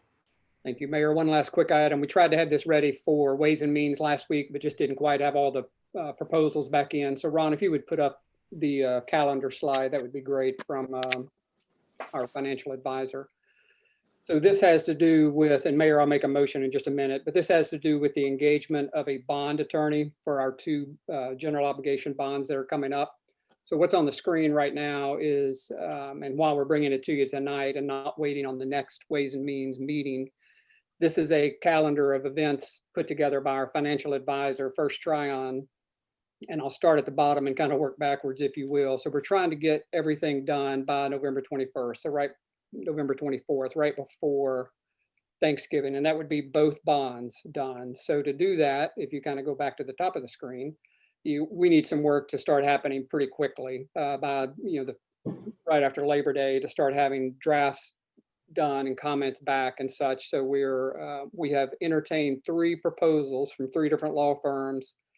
Between staff and myself, we've done checking of references. And I would like to make a motion that we recommend or engage Pope Flynn as bond attorney for the city's Series 2020 general obligation bonds. Do I hear a second? Second. We have a motion and a second. Discussion. Hearing none. Roll call vote, please. That's what I'm saying. Councilmember Pounds. Aye. Councilmember Streetman. Aye. Councilmember Buchanan. Aye. Councilmember Popson, did I call you? Aye. Councilmember Bell. Aye. Councilmember Ward. Aye. Councilmember Moy. Councilmember Smith. Aye. Mayor Carroll. Aye. All in favor? Thank you very much. Mr. Chair? Mayor, only just one other item that we didn't have to vote on, but we talked about last week. We looked at a consideration from the Planning Commission for the use of city tree fund to help around the marina beautification. We've tabled that until we have a better plan in place. We looked at a lease for the marina and have that going. And then our next meeting is Tuesday, September 15th at 6 p.m. Mayor, that's it. Thank you very much. Moving on, public safety. You're on mute, Brian. There we go. Moving on. The Public Safety Committee met Monday, August 10th, met via Zoom as well. All members were present, including the staff, administration. We had citizens' comments. Under old business, we had update on our public safety rehabilitation project. We actually had a member of Trident Construction give an update on the public safety rehabilitation. And like I said, the work is still on schedule and to be completed in November, and it's also on budget. We had, which we discussed earlier in the unanimous consent vote, the change order in the flood resistant doors. We had update under old business on the breach inlet safety camera we had talked about previously in this budget. And we have, because of budgeting, because of COVID, there are some additional expenses. We have put it on the back burner for now until we can come up with some additional funds. There's some electrical components that weren't accounted for. So we are still working on that. It's about another $5,000. So, but we're still moving forward, and we just have to put it on the back burner for right now. And we had discussion of implementation of paid parking, which we voted on previously. Under some new business, we had discussion consideration the purchase of the beach patrol vehicle with the ATV and plow attachment, which we discussed earlier. And a lot of the new stuff that we talked about was discussion of the pedestrian crosswalks and intersection safety. It keeps coming up. We try to keep that on the front burner because it is an issue, and not only with the crosswalks but the cross stops. I don't know if you guys have noticed, when you're coming up the avenues, the stop lines where you're supposed to stop, whether in front of the sidewalk or after the sidewalk, a lot of those are inconsistent. Some of them are at the stop sign, some of them are in front of the sidewalk. So we're going to go through and have SCDOT evaluate those areas and make it consistent. We had some discussion of speed limits on the side streets and see what it would take. Right now, as you know, the speed limits on the side streets are 30 miles per hour. And when we have an afternoon pop-up shower and people are trying to leave the island and they think there's more than 2 ways off and they zoom up and down the side streets, it becomes problematic in our neighborhoods. So we're trying to find ways to rectify that solution. We did have some discussion about the loading area in front of in the commercial district on Ocean Boulevard. We had some of our businesses reach out, and those loading zones are loading zones 24 hours a day, and they don't necessarily have to be. So we're trying to find ways to make where those loading zones can also be paid parking or after hours parking for patrons who want to utilize those businesses. And we're still working on that. We basically have to go through and do some restriping and getting the costing on what that would take in order to make that happen for our businesses. Both the fire chief and police chief gave their updates, and that's it, also attached in the report. And our next meeting is September 14th at 9 a.m. Great report. Do we have questions for public safety? I do have one question, Mr. Chairman. On the crosswalks and how quickly could we get SCDOT, and that's a very loaded question to say that, to more crosswalks on Palm Boulevard? We've talked about that. The thing is with putting in more we've tried to do that in the upper numbered streets, 57, 50, not quite up that far, but north of 41st Avenue. And in order to do that, you have to have a sidewalk on the landward side. There's a lot of components that in order to make that happen, there has to be paved areas. There's a lot to it. And it's going to be expensive for us to put forward. And they would have to come out and evaluate. We can always ask them to come out and evaluate different areas. But we probably need more crosswalks up the northern areas. I'm not sure where you may have been talking about, but I think what we really need to do is make the crosswalks that we have more visible and more vibrant, and make sure that people are aware of them. They wear out. They need to be restriped. They need to be repainted. We need to have, better signage, and that's one of the things that the chief's working on. And in my travels throughout the state and throughout the country is. I've seen areas in municipalities where you have, a blinking flashing light, that you push a button, people are allowed to cross, or you always have, as was mentioned in one of the citizens' comments today, was just a sign in the middle of the street that allows us to do that.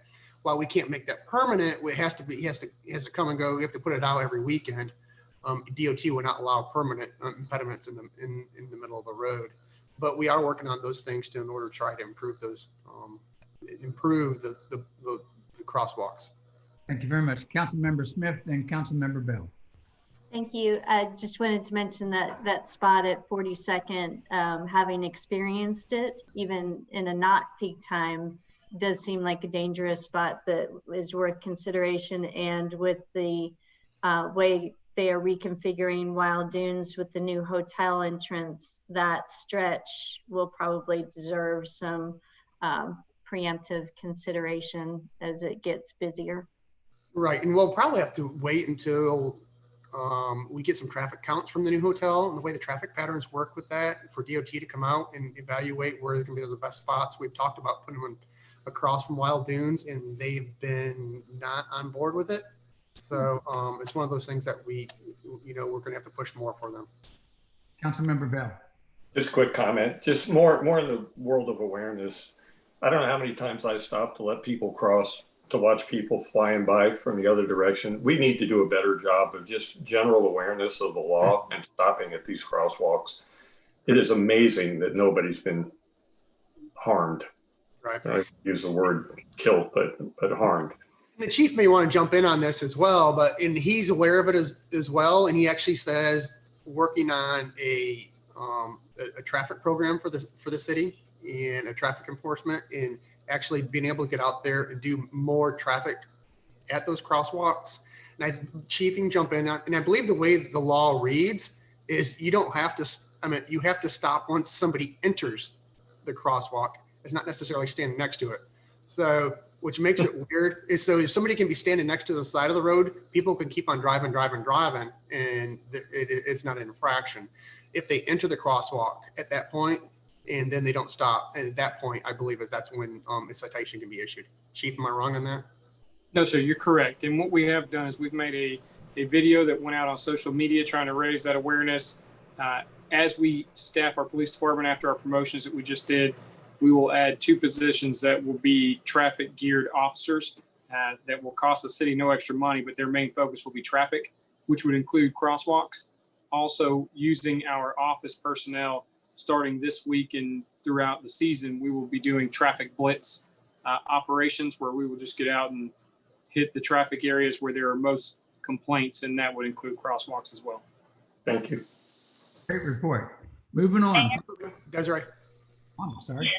I just wanted to add that to Councilmember Buchanan's comment on the crosswalks and the difficulties that we've had with adding them on the other section of Palm.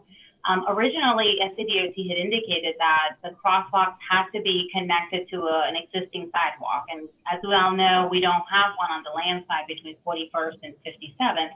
However, when you look at the crosswalks that are on the section between 21st and 40th, they're not connected to the sidewalk either. So we're pushing back a little bit on SCDOT on that. I had a conversation with Stantec today, and as part of our permitting for the paid parking program, we're going to go ahead and have them reevaluate that position, and recognizing that this new hotel is going to be opening soon and increased traffic is going to be going down that end more than before potentially. We want to get be proactive and get that done. So that is correct. However, I just feel like it is inconsistent from their perspective when they put it on the other section, but it doesn't meet their own requirements on the other end. Councilmember Streetman, was that a hint? Yes. Yes. Just a quick comment about that, Desiree.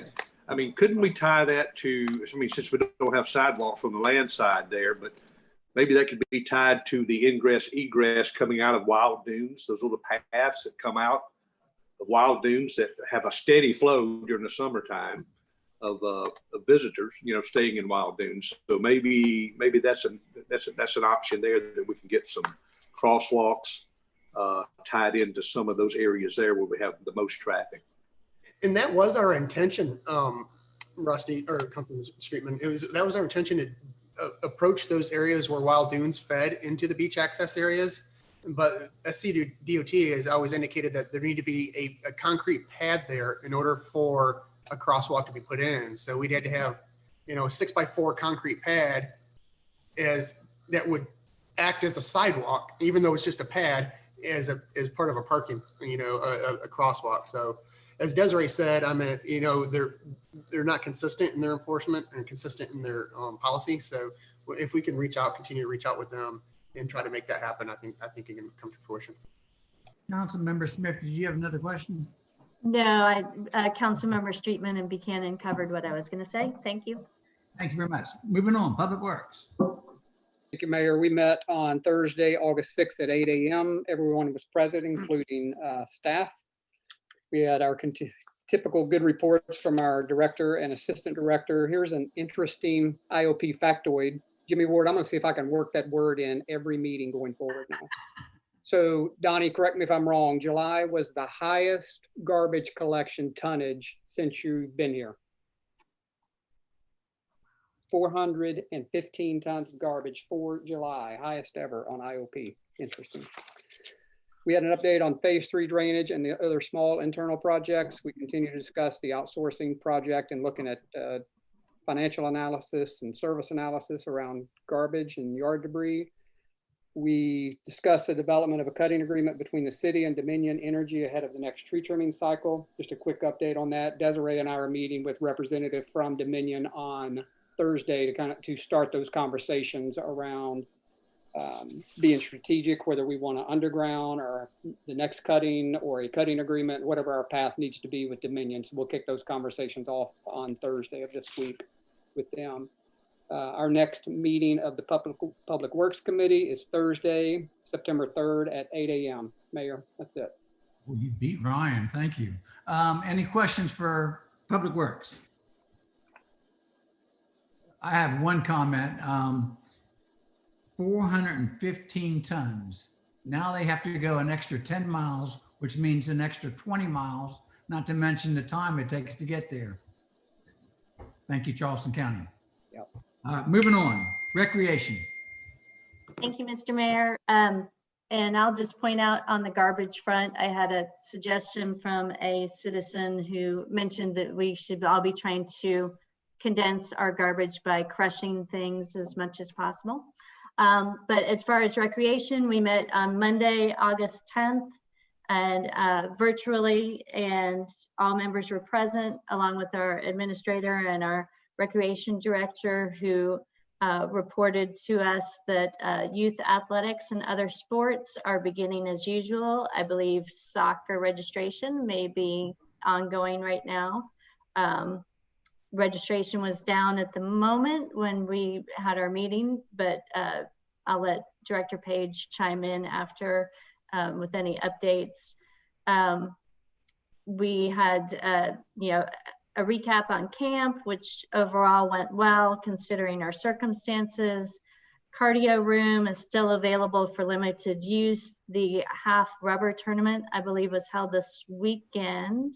Dog obedience classes are resuming September 14th. I'll ask our director to update us on anything new with the farmers market, which we were struggling with some lost vendors, including one that our main farm vendor who was reportedly upset about the parking regulations that were enacted this summer. Otherwise, programs starting soon include Tai Chi, line dancing, and gymnastics. We discussed our hopes that we will be able to get a surf program started, but we're running into some complications with certification and pinning down somebody right now. Otherwise, we are looking ahead to community yard sale set for September 19th. Taking a different approach to ghostly, we are have teenagers and ghostly tide tails on tap. And then the Halloween carnival, we talked about doing something different this year because of COVID, a cart parade with a drive-through haunted house, which was the staff came up with those ideas as alternatives. And we are planning to do that a little bit earlier than our usual Halloween celebration, starting at 4 p.m. And otherwise, there's staff is still looking at how we're going to handle the holiday market. One thing to note that we discussed did not vote on and didn't necessarily put this down as a recommendation, but for the whole council, but we felt that the Isle of Palms Connector Run, which would normally be at the beginning of October, should be canceled due to COVID concerns and the complications of having a large road race with potential spread of the virus, and also taking into consideration what our residents have voiced to us over the course of the summer in terms of their concerns about being careful about the virus. In old business, we discussed parking related to the rec center, and it was the feeling of the committee, which I believe is in tune with the feeling of the Public Safety Committee, that we have around the rec center should be a recreation center only zone. And otherwise, our next meeting will be, oh, do we need to vote on that? Desiree? Okay. Well, we did officially take a vote on that in committee. Otherwise, our next meeting will be September 14th at 5 p.m. Great report. Any questions for recreation? Hearing none. Moving on to personnel. Thank you, Mr. Mayor. The Personnel Committee met on Tuesday, the 11th of August at 9 a.m. All committee members and staff were present. We had two major topics of discussion. The first being the payroll initiative that we previously approved, the study to align, to understand our compensation study. That's the word I was looking for. Staff has an RFP process almost ready to execute. We feel confident that we will have the the final product of that work prior to the fiscal 22 budget, which is the primary goal that we're working with that information. So they've got a lot of good work underway, got some example plans from other cities, and feel very confident that we're going to have a great product that's practical and actionable. We also talked a little bit about the annual employee appreciation event. The city is still kind of working on what that's going to look like in light of the coronavirus. And so we'll expect a report back next month. We typically do that in October. Otherwise, our next meeting is Tuesday, September the 15th at 9 a.m. And so end of my report. Great report. Any questions for personnel? I just want to make a clarification, Councilmember Moy.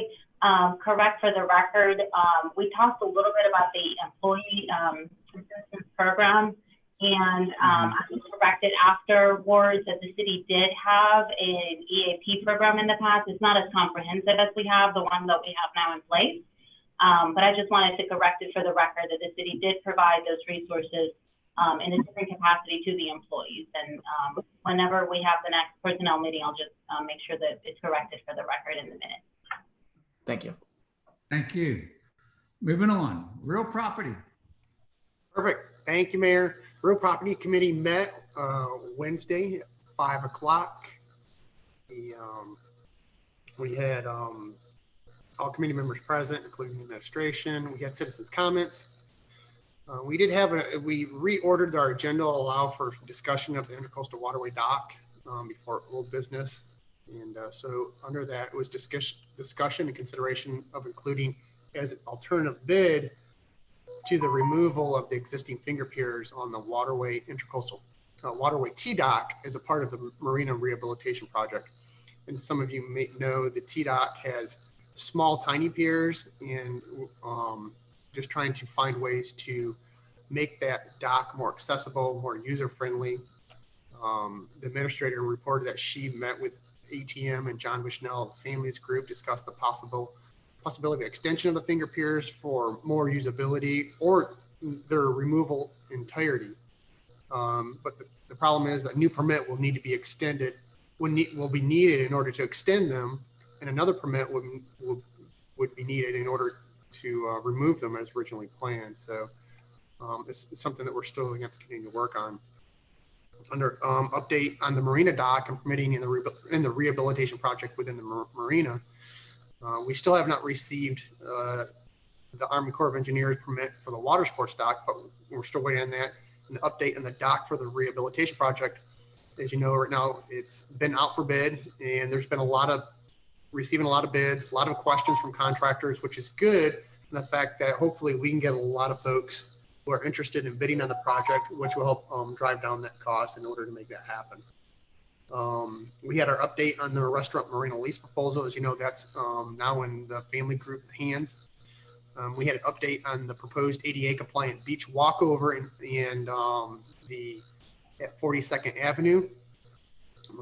The administrator met with a lot of the residents in the area, around that area, to talk about that. And they had some concerns, and we're just trying to find ways to meet those concerns, looking at other areas within the property, within the island.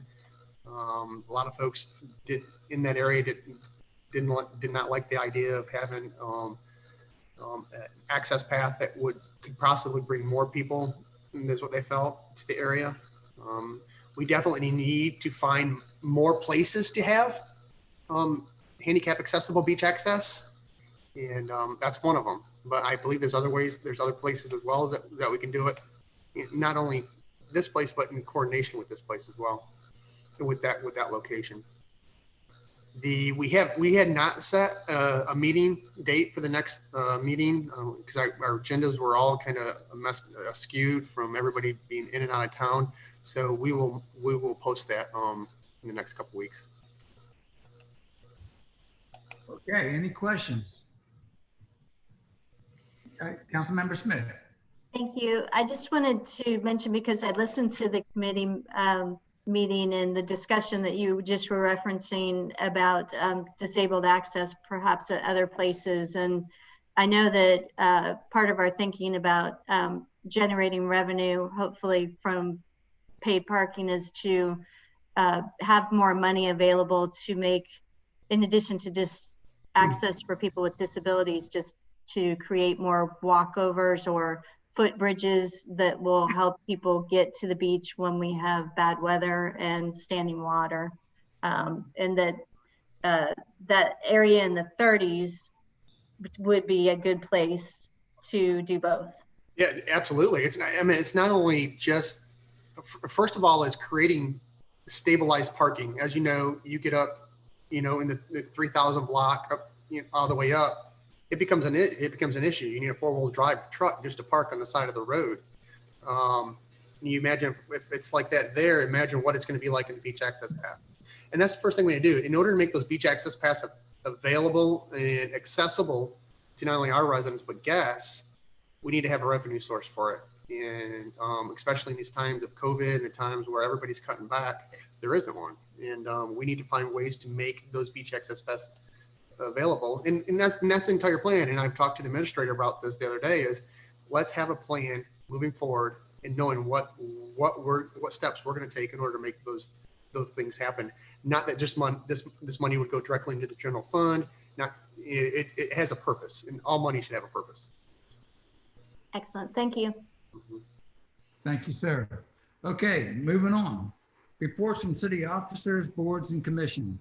Accommodations Tax Advisory Committee, no meeting. Board of Zoning Appeals, the minutes are attached. Planning Commission, the minutes are attached. Reports from special or joint committees, none. Petitions received, referred, or disposed of, none. Bills are already in possession of council. We had a first reading once. We had a public hearing tonight, early before this meeting.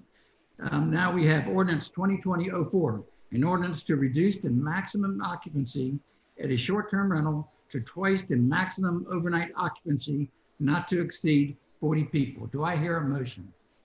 Motion to approve. Second. Discussion. Hearing none. Nicole, roll call vote, please. Councilmember Smith, Aye. Councilmember Moy, Aye. Councilmember Ward, Aye. Councilmember Bell, Aye. Councilmember Pounds, Aye. Councilmember Streetman, Aye. Councilmember Popson, Aye.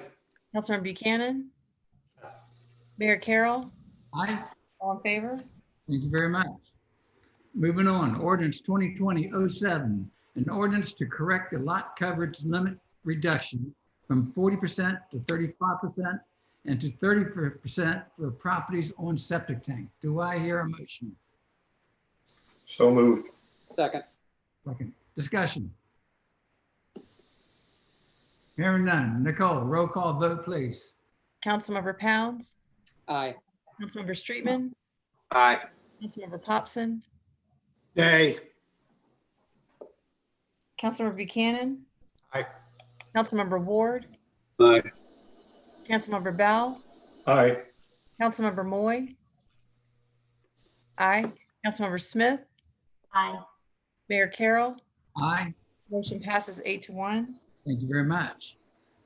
Last but not least, ordinance 2020-08, an ordinance authorizing the issuance of a 16 million water and sewer system revenue bonds for the decommissioning and relocation of the Wild Dunes wastewater treatment plant. Do I hear a motion? So move. Second. Second. We have a motion and a second. Discussion. Hearing none. Nicole, roll call vote, please. Councilmember Moy, Aye. Councilmember Smith. Aye. Councilmember Ward, Aye. Councilmember Bell, Aye. Councilmember Buchanan, Aye. Councilmember Popson, Aye. Councilmember Streetman, Aye. Councilmember Pounds, Aye. Mayor Carroll. Aye. All in favor? Thank you very much. Moving on, number 10, introduction of new bills, resolution, proclamations, none. Number 11, miscellaneous business, update on strategic planning process. Desiree, can we get your assistance? An update. Absolutely. I'm going to try to share my screen so that you can see our draft schedule. And I'll give you, okay, can you see it? Yes. Okay. All right. So I wanted to give you all a quick update on where we are with strategic planning. As we had planned to do, we wanted to start this in the fall. So we've had a couple of planning meetings with the team from the Joseph P. Riley Center, both with Kendra and Bob O'Neill and our staff. And since then, we have been working at gathering information and data for the environmental scan. We have also submitted to them all of the public input that the city has received in the last several years, both from the Marina Forum, online, the 2 IOP citizen forums that we held in 2018, and they are going through all of that documentation and preparing a content analysis. They're also going through information, financial and economic information that we have provided to them. And they'll include all of that in that content analysis, and a report will be provided to council, we think, in the next 2 to 3 weeks.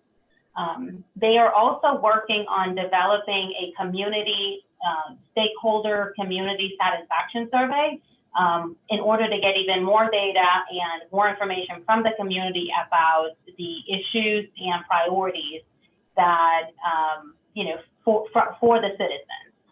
The next section will be, we're hoping that we can get that done and in place and distributed by mid-September and get the results for early October. After that, we will have a work session with staff to review the environmental scan, the SWOT analysis and stakeholder survey before we present that to council. So obviously we need to get, staff will be involved and council will be involved throughout the process. They are also including as part of the scope, a review of peer communities and challenge assumptions with alternative scenarios of the biggest issues that have been identified by council. After that, we'll engage council to agree on the major issues, goal and priorities, and those will be a series of several meetings. Then we will be developing strategies and work plans of how to make actionable plans for all those goals and priorities. And then we are hoping that we can get a final, or I guess a draft final strategic plan to council by early January. So this is still in the development phase. We have been, we have had a lot going on this summer, so we're really eager to get this done and underway and develop this fall. So this is not the final schedule. Definitely we'll be sharing that with council, and this will be an ongoing process between us, Bradley Center, and staff.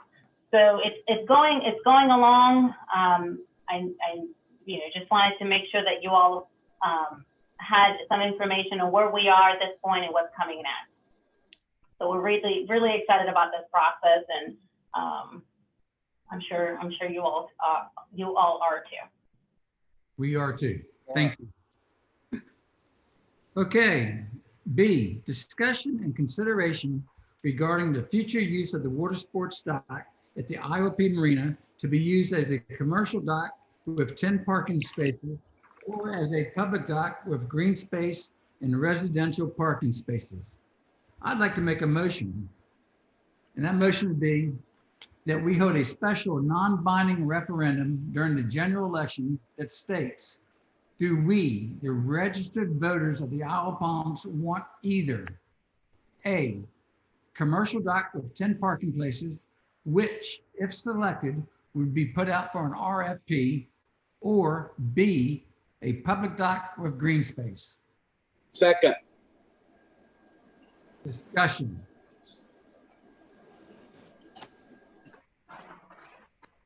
Councilmember Pounds. Yeah.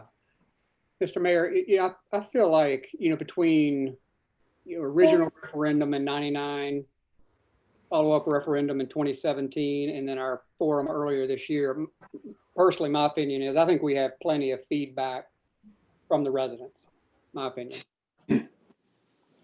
Anyone else? Councilmember Bell. Yeah, as we discussed earlier, I think frankly, this is probably the worst idea I've heard since I've been on council. We don't know how to collect data. We don't know how to properly inform, and this is all a result of doing it wrong in January. I think we were pretty conclusive in the results from January, regardless of the effort.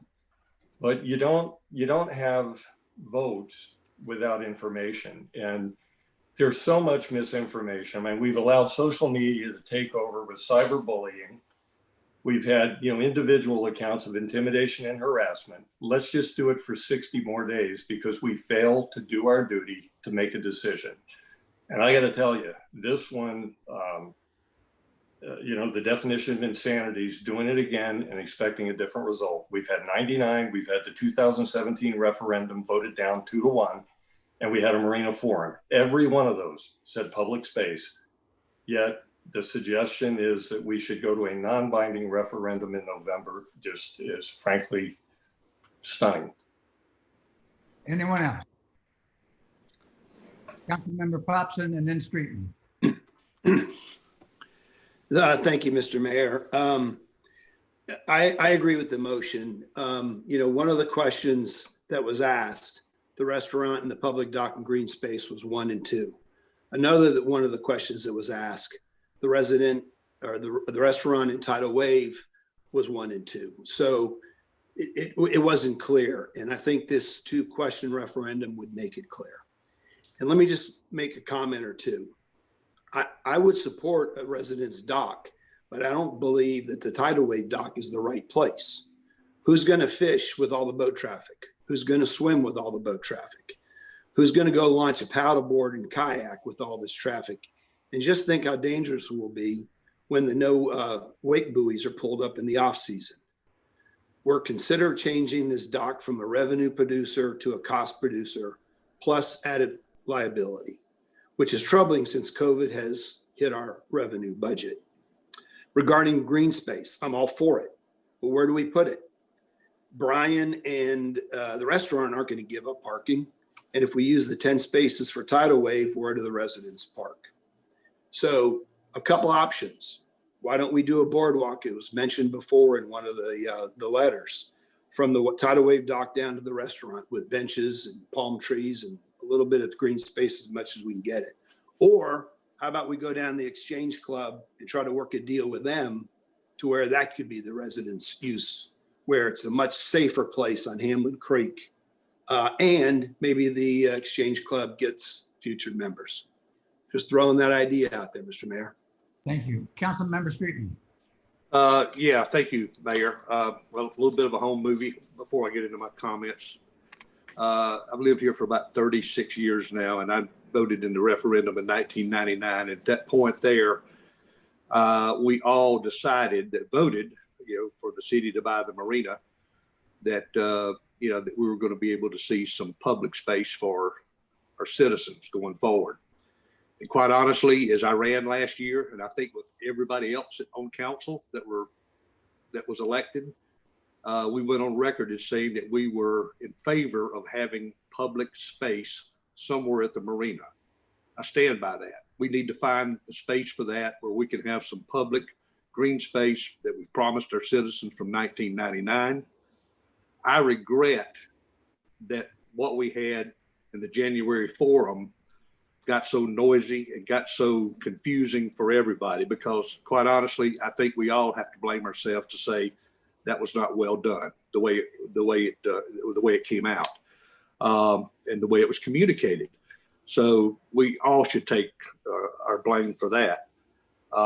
My recommendation a week or so ago was that, if we're going to do something to go back and try to clarify things, that we at least take a tight survey or vote that was a very short length of time, that we would get residents' input as to what they want for that area there, and it would have to be residents, people that are property owners or full-time residents, renters, whatever, not short-term rentals, but at least have a tight window of time that we could get a better gauge on this, because there is so much social media noise, so much going around, and we're going to have to, come to some resolution here. So I'm in favor of having the green space there, public dock in some way, an area where people can go and sort of collect their thoughts along with their children and have a good time.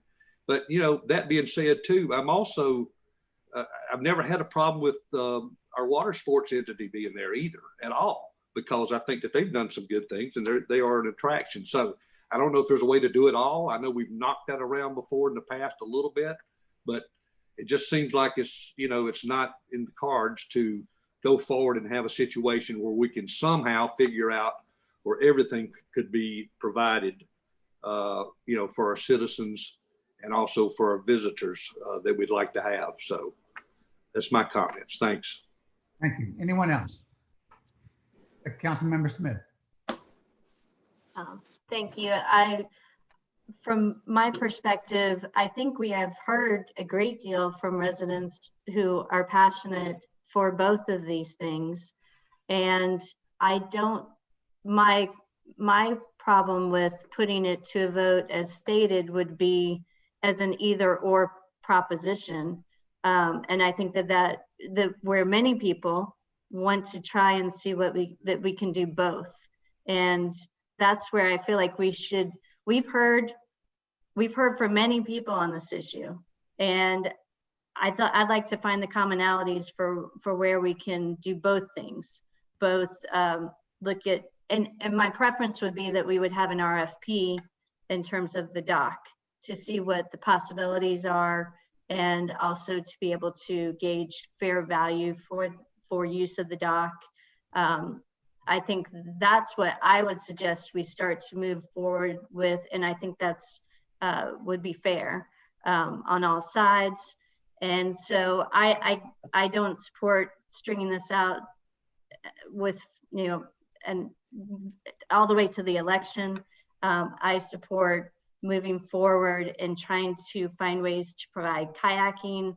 I think one of the best things that we can do is find space for a shared kayak storage facility. I think that would do a world of good for promoting that. We do, for those who aren't aware, we do have the ability to launch kayaks from the marina. We do have to pay, residents have to pay $5 technically, but that is an option. It's not completely removed. So again, as Councilmember Popson said, I think we have the possibility for having a perimeter walkway that would fulfill some of that need, or desire to have more of a passive space, green space area. I think we can be creative and innovative and try to answer a lot of these needs without them having to be one or the other. Anyone else? Councilmember Moore. Unmute, John. Man, Nice try. you should have heard that opening statement. Crushed it. I won't replay it. Thank you, Mr. Mayor. And I think I, in a lot of ways, agree with several of the things that Councilmember Smith said, that it feels like we just keep stringing this out. And we have heard from residents in so many different forms and so many different capacities. I imagine that all of you, like me, have spent the last month, 2 weeks, whatever, talking to every neighbor, every resident, every person you come across and asking them their opinion on this issue. And from my standpoint, I think I know I have a confident decision in terms of what I think the residents want for this space. And dragging it out, trying to have a referendum when it won't even technically be a referendum because we've missed the deadline for doing that. So we've got to figure out how we're going to staff and man and plan and do all of the things for collecting votes outside of the traditional process. It feels like, we were elected by this city. We were elected by the residents of this city to make decisions on their behalf and to collect their opinions, to understand what it is that they want and to vote based on that manner. So I think tonight it's up to this body to make a decision and not continue stringing it out and coming back to the table over and over again, where we got residents saying, can't you guys just make a decision and stick with it and do it? Anyone else? Councilmember Buchanan. I'll jump in there for a second. What was interesting is we're back to the situation where I brought up last week was it's always one or the other. It's always black or white, and there's nothing down the middle to try and meet in the middle, to have some discussion to where we can meet the needs of all those folks who are writing into us. And I agree with Councilman Popson. I mean, it's not the best place to be fishing. You can't crab, you can't shrimp off there. It's a dangerous spot to be loading, kayaks and what have you. But if people do want to put their paddle boards down there, put their kayak down there, it needs to be staffed, and there needs to be some type of help. There needs to be something down there in order to make that happen. And I know Tidal Wave has made that available to people. What was interesting tonight was listening to them offering to put up an additional $50,000 towards green space around, whatever green people are talking about green space. Some people are talking about parks. Some people are talking about playgrounds. Some people are talking about, putting in sod and grass, and we really don't have the area for that down there unless we start taking up parking spots. And I don't know why we can't have both. And it becomes a safety issue. And I would just assume have Tidal Wave there to help these folks and these residents. They're a seasonal business, and they're done next month. I mean, the rest of the season could be open just to folks who want to go out there and sit on the dock, or folks who want to go out there and, watch the sunset, or folks that want to go out there and, whatever. And they can utilize the parking spots, but I just don't know why why it has to be one or the other, and whether it's Tidal Wave or whether it's not, why it can't be both and that's my concern. Anyone else? I'll give my 10-cent worth. Number one, parking has been. My hand up. Oh, I'm sorry, Councilman Bell. I missed you. Yeah. So just a reminder, the motion was commercial or non-commercial. And, we keep coming back to Tidal Wave. Tidal Wave can bid per your motion if they choose to. Bid structure typically has forms. We did this with the restaurant. It was pretty wide open as to the uses. Nobody's saying that has to be a dock for kayaks or anything else. The question before this council is public space, nothing more. And we keep allowing these conversations to be co-opted by Tidal Wave and others on social media when it's not Tidal Wave. And of course, I'll be attacked once more by select morons on social media that have no knowledge of the real issues, haven't paid any attention to the last almost 3 years of council meetings, where we've all supported and said if there's to be a water sports business such as that, it should be Tidal Wave, right? That's been stated many, many times. What we're talking about now is public space. And I would just remind everybody, let's keep the attention on what we're voting on and not start shifting because we got blitzed by additional social media campaigns. Thank you. Is there anyone else that I missed? Councilmember Pounds. Yeah, just one thing, Mayor. I wasn't here in 1999 when this city purchased this property, but what I've been told and read is, it was purchased to keep it from being developed. And now we're talking about jamming something else in addition to what, we can't make everybody happy in this city-owned property. And we can't just keep slicing this thing up and commercializing it and creating bigger parking issues. We need to make a decision and move forward. So that's it, Mayor. Councilmember Smith. Thank you. Just to clarify, I've tried to look at this as well, and I think it's not totally clear what the conversation was. What was stated was for the marina, to purchase the marina to provide access to the water. I don't even know that it was specifically stated, at least in the referendum, that was purely for residents. Although we clearly, I think that is one of the biggest point of concerns is that residents now feel squeezed out. But access to the water, I believe largely can mean different things to many people, but this is a marina, and at the heart of it, access to the water largely means getting people on the water with boats and watercraft, in my mind. Anyone else? Now I'll start my couple seconds. Number one, parking has been a major issue down here. It was one of our biggest sticking points when it came to leasing the restaurant down there. I offered this up tonight because our public visiting session was held in January. It was not clear. The questions were too vague and overlapped. I saw it one way, others saw it another way. I believe all the emails confirmed this. In these difficult times due to COVID-19 and all the challenges, I would like for all of our citizens, registered voter citizens, to have their voices heard with a clear, simple A or B. If the vote goes with a commercial dock, I would suggest that we allow the current tenant to remain until the RFP has been decided. By doing this is being fair and morally responsible for that tenant who has been with us for decades to recoup some of their costs lost to COVID, and maybe they are the winning bidder.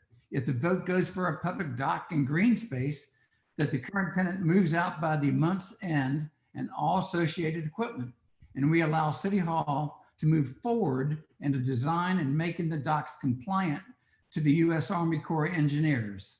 I have promised everyone that no matter which way the vote goes, I will vote with the majority of the residents. And I just think that it's, 2 months is not a long time, but I think, trying to combine two things into one, we've crammed too much down in that marina already. That ends my discussion. Councilmember King. And the last thing is,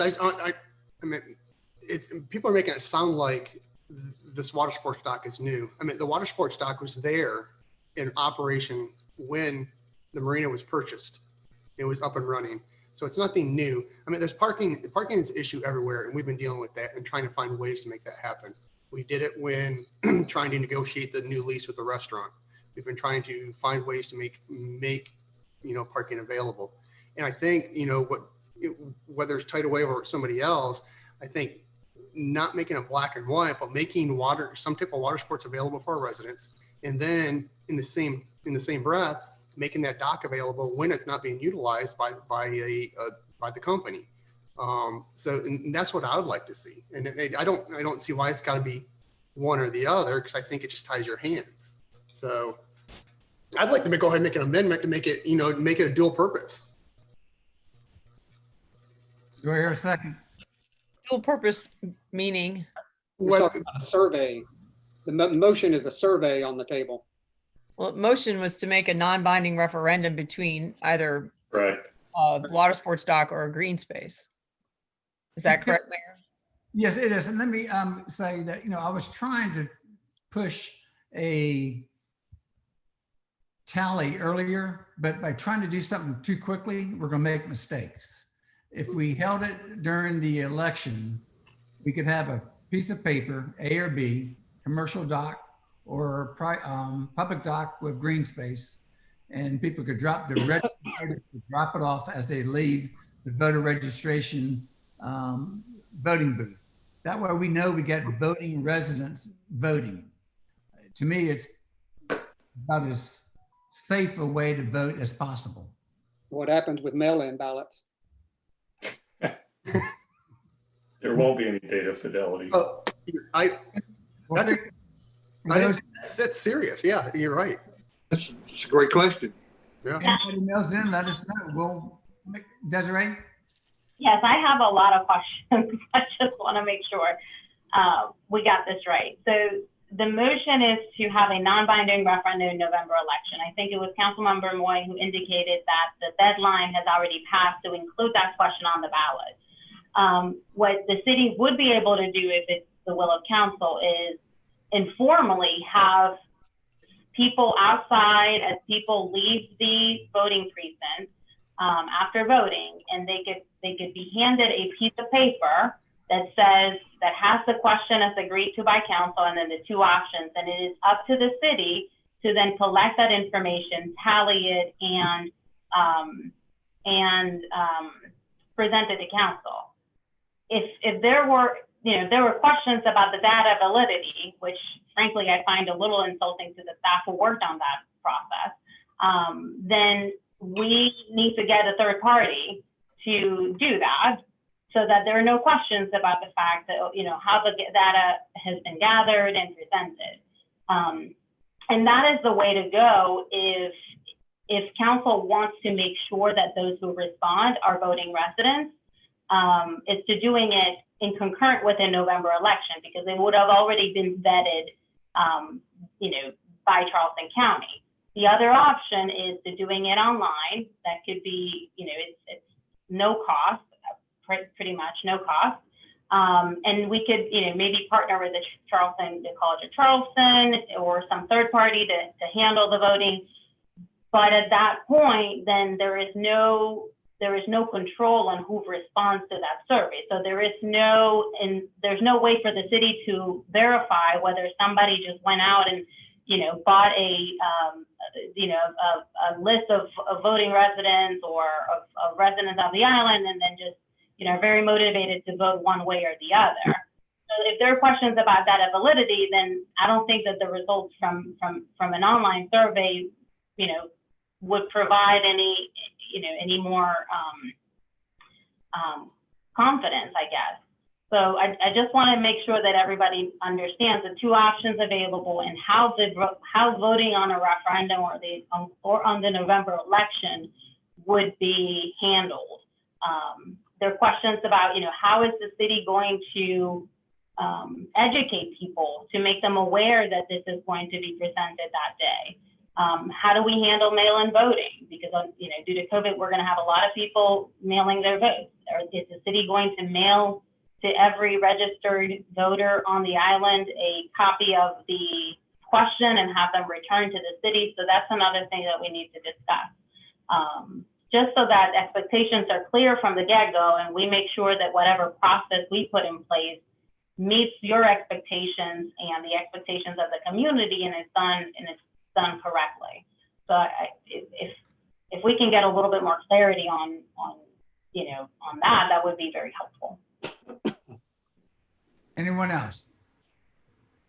Desiree, I like that mail out thing, the question to all of our registered voters. That way we know it's going to the registered voters on Isle of Palms. So But there would be an expense to that. Not sure exactly how much that it's going to cost. And I know that we did do mail-in. We mailed educational material as part of the referendum in 2017. I believe we did that. So I have to go back and look at what the cost would be, would be unbudgeted. But then we need a process by which we receive that information, who gets it, who tallies it, and you know, who presents that. So it's a little bit more complicated than, I just want to make sure everybody understands sort of, you know, what it would take. And the other thing is that the city, in an official capacity, the city cannot advocate for one or the other. We can only provide information. So it'd be up to council to really articulate what the options are and sort of factual information about those two options and present that to the community. So that's another thing to keep in mind. okay. Anyone else?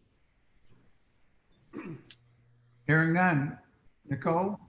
Well, Councilmember Buchanan? well, I'm just saying, are we voting on just doing a referendum on November then? Or are we doing That's the motion. That was the motion, unless somebody wants to, as Desiree said, maybe mail out. We do an education over the next month. And then we can mail out to all registered voters in Isle of Palms if somebody wants to do an amendment to the motion. Well, that's a pretty definitive motion. You might want to either withdraw it or vote on it and see where it goes before you amending it's not amending it's going to change it completely. Okay, I will withdraw it. Who seconded it? Councilmember Ward. Okay. Would anybody like to take a stab? Councilmember Ward, how do you feel? You withdrew. You withdraw? Would somebody like to take a stab at what we're trying to achieve? Yeah, I'll go ahead and I'll make my motion again. I'll go ahead and make a motion that we allow it to be both commercial and public space available. Do I hear a second? I'll second. Okay. Your motion is to have a vote on allowing both commercial and public space at the marina. With 10 parking places. Correct. Councilmember Streetman. Yeah, in regards to that motion, Councilman Buchanan, and to the rest of the group as well, if we went in that direction, I mean, we still would need to follow a process where we go through an RFP process, having people put bids in as to what that commercial enterprise would look like. Is that correct? Absolutely. Okay. Sorry, Paul. Oh, And then Moy. Yeah, just point of clarification, should we include language about the RFP in the motion? I think that would be. Doesn't hurt. What? It doesn't hurt. I mean, it's been the city's historical practice on all leases. So. Should we do that as an amendment or? It could be done as a friendly amendment if there are no issues. I mean, I would suggest that we do it as a friendly amendment to say that we will be going through an RFP process to look at potential commercial uses and proposals. Is somebody seconding her amendment? Well, is Councilmember Buchanan okay with that since he made the original? That's fine. Thank you. Councilmember Ward and then Bell. It's hard to see everybody and to get the hands. Jimmy, you're muted. You may want to unmute yourself. Ron, can you try to? There you go. I'm not in charge of the mute and unmute. Okay. So, but don't we have to go through with our ordinance state? We have to go through an RFP for something like this anyway? It's not required by the code, but it's certainly advised and the best practice to do so. And that is, okay. That's fine then. Okay. Councilmember Bell. Just a comment to co-use. So we'd likely have a commercial activity during the desirable time of year for folks to enjoy the dock. And then in the off weather season, the public would have access, just for clarity, because the idea of coexistence with a commercial entity and the public on that dock is unlikely to work. I mean, if you were going to do that now, you just unlock the gate and say, here's the dock, instead of allowing the public to weigh in, have a developed plan for what a public space could look like. And just a reminder on the RFP process. RFP processes come with rules and guidance, which I do fully agree that whatever we do, there's a fully vetted RFP process, much like the one we've gone through, complete with all financials and supporting data, just like we've done with the restaurant, and that we take this job serious so that we don't have more bad leases that we're living with as a consequence of some of the folks on this council. Anyone else? Councilmember Moore. Just a point of clarity, because I thought I heard Nicole say something. This is not a motion to vote on anything. This is a motion to put forth an RFP for a mixed use property. Is that correct? No, as I understood it, the motion was to allow both commercial and public Right. space arena with 10 parking spaces, and that an RFP process be allowed to look at commercial options. Is that clear, Councilmember Buchanan and Councilmember Smith? Sounds clear. Yep. Yes. What is the RFP going to be asking for? Obviously, we'll develop this through committee and the council at the election and drafting RFP. Right. Yeah, it would have to go. It would go through committee. Point of clarification from legal counsel. If this motion fails, the lease that's down there now expires on September 30th, and the property goes back to the city for whatever use we want to use, correct? Correct. Thank you. Wait, let me clarify that. Is the motion, is there an intention for the current tenant to stay there until the RFP is out? I don't think that's part of the motion. It was not worded as such. So currently, that lease expires September 30th. There's no action has been taken on that currently. That action was taken in April of 2019. Okay. I just, for the mayor, I wanted to make sure that the motion was voted on according to what y'all have been talking about, just for clarity. Anyone else? Councilmember Pounds. Yeah, so now we don't think we've heard right from the residents, but now we're gonna try and put everything down there. This conversation is beyond me. I mean, the decision was made last April to not renew that lease. Not sure why this has continued to fester in this community.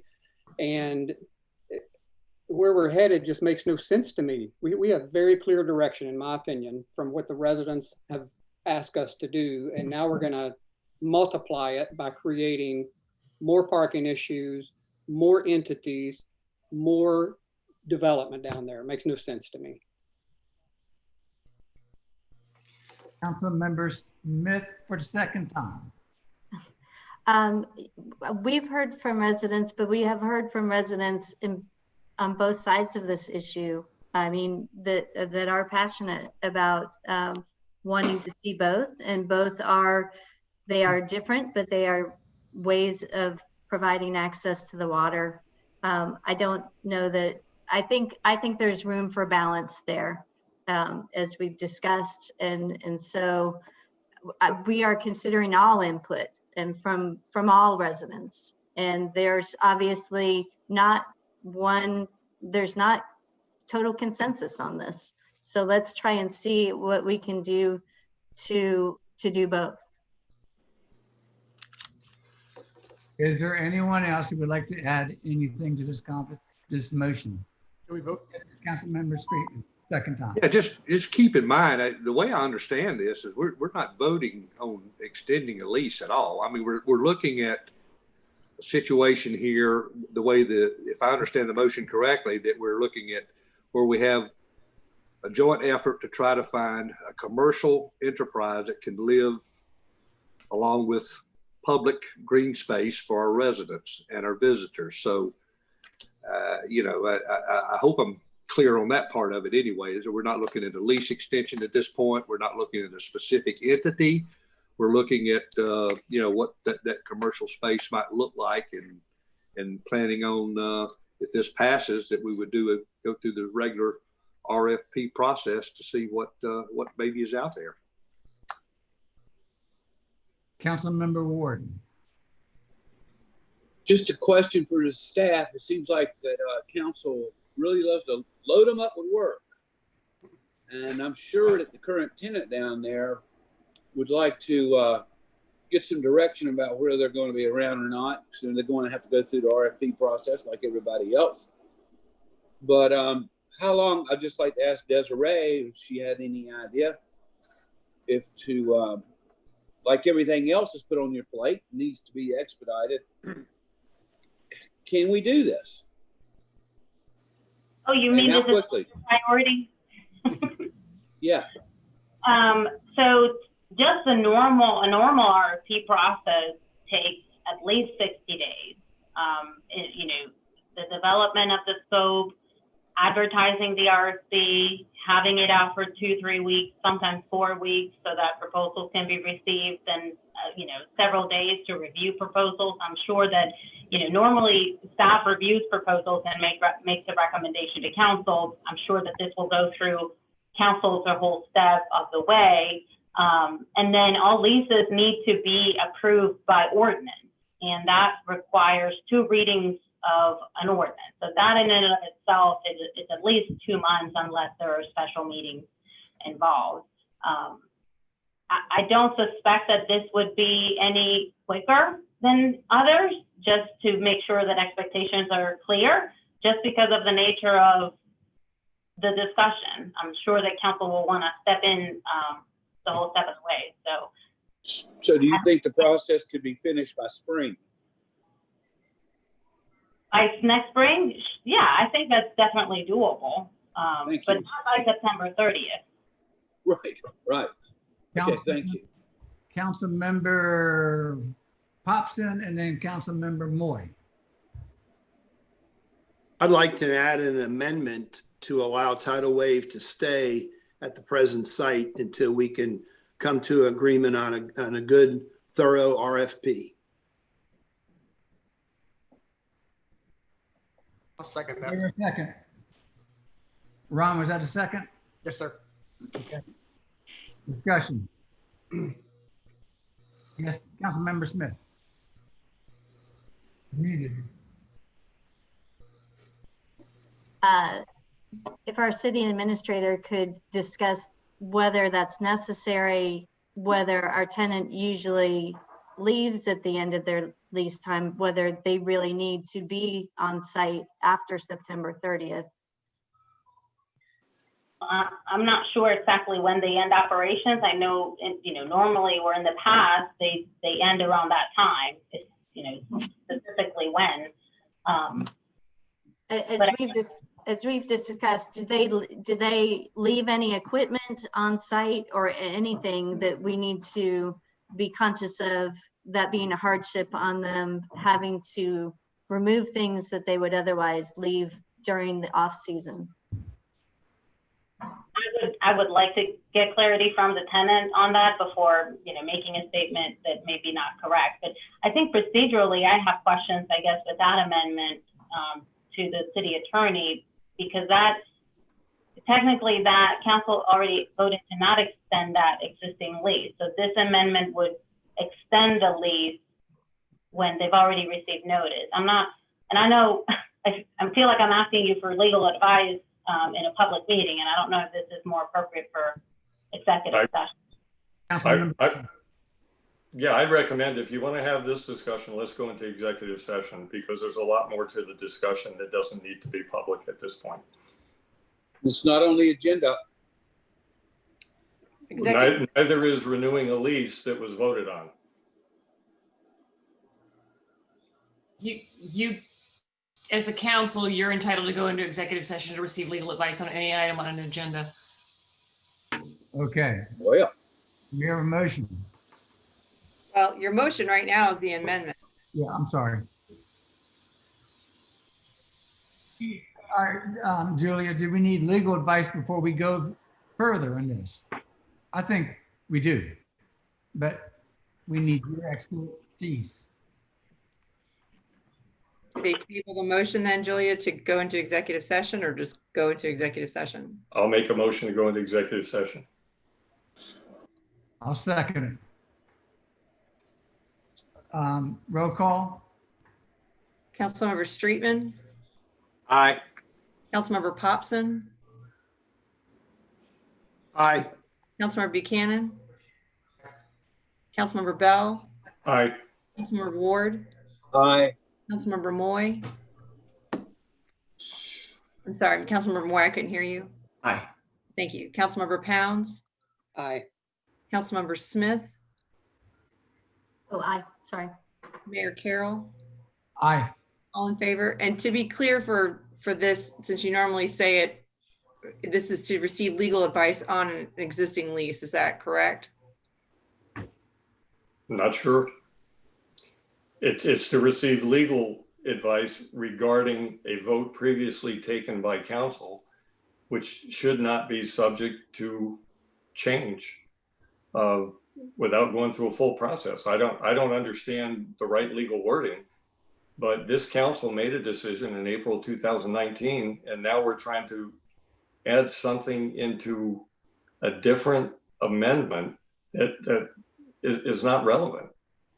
So if we don't need to go to executive session, that's fine. I don't understand how procedurally you can do this. So May it's a procedural question. May I ask another question then regarding executive session? Since it was on the agenda that you were going to be going into executive session to discuss the lease, the restaurant lease, are you going to do both? Or are you going to come out and go back in? So we don't need executive session to discuss the restaurant lease. That was Okay.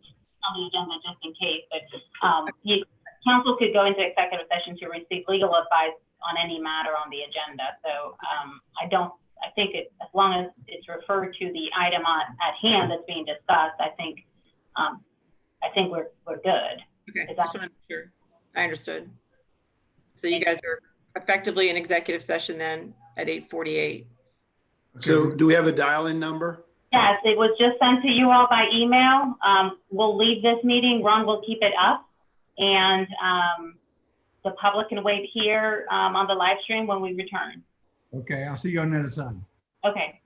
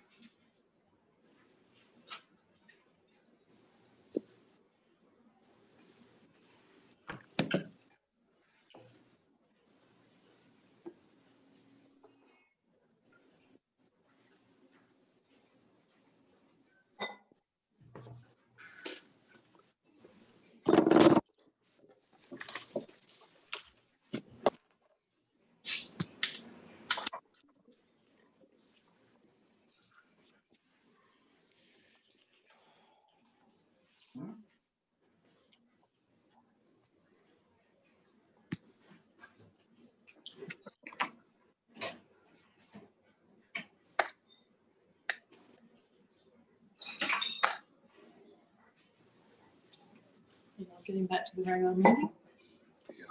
So,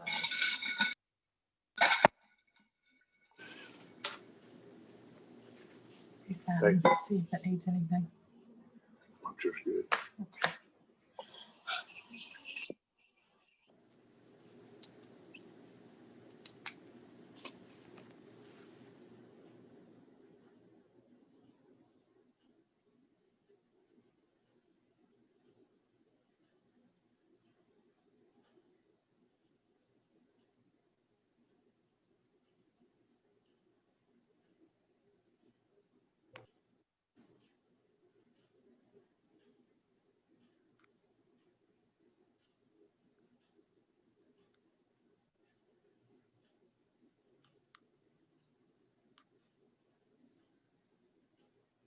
Desiree, be all right if we get started while Jimmy logs in? Yes, Jimmy's trying to log in now. Jimmy Ward. Okay.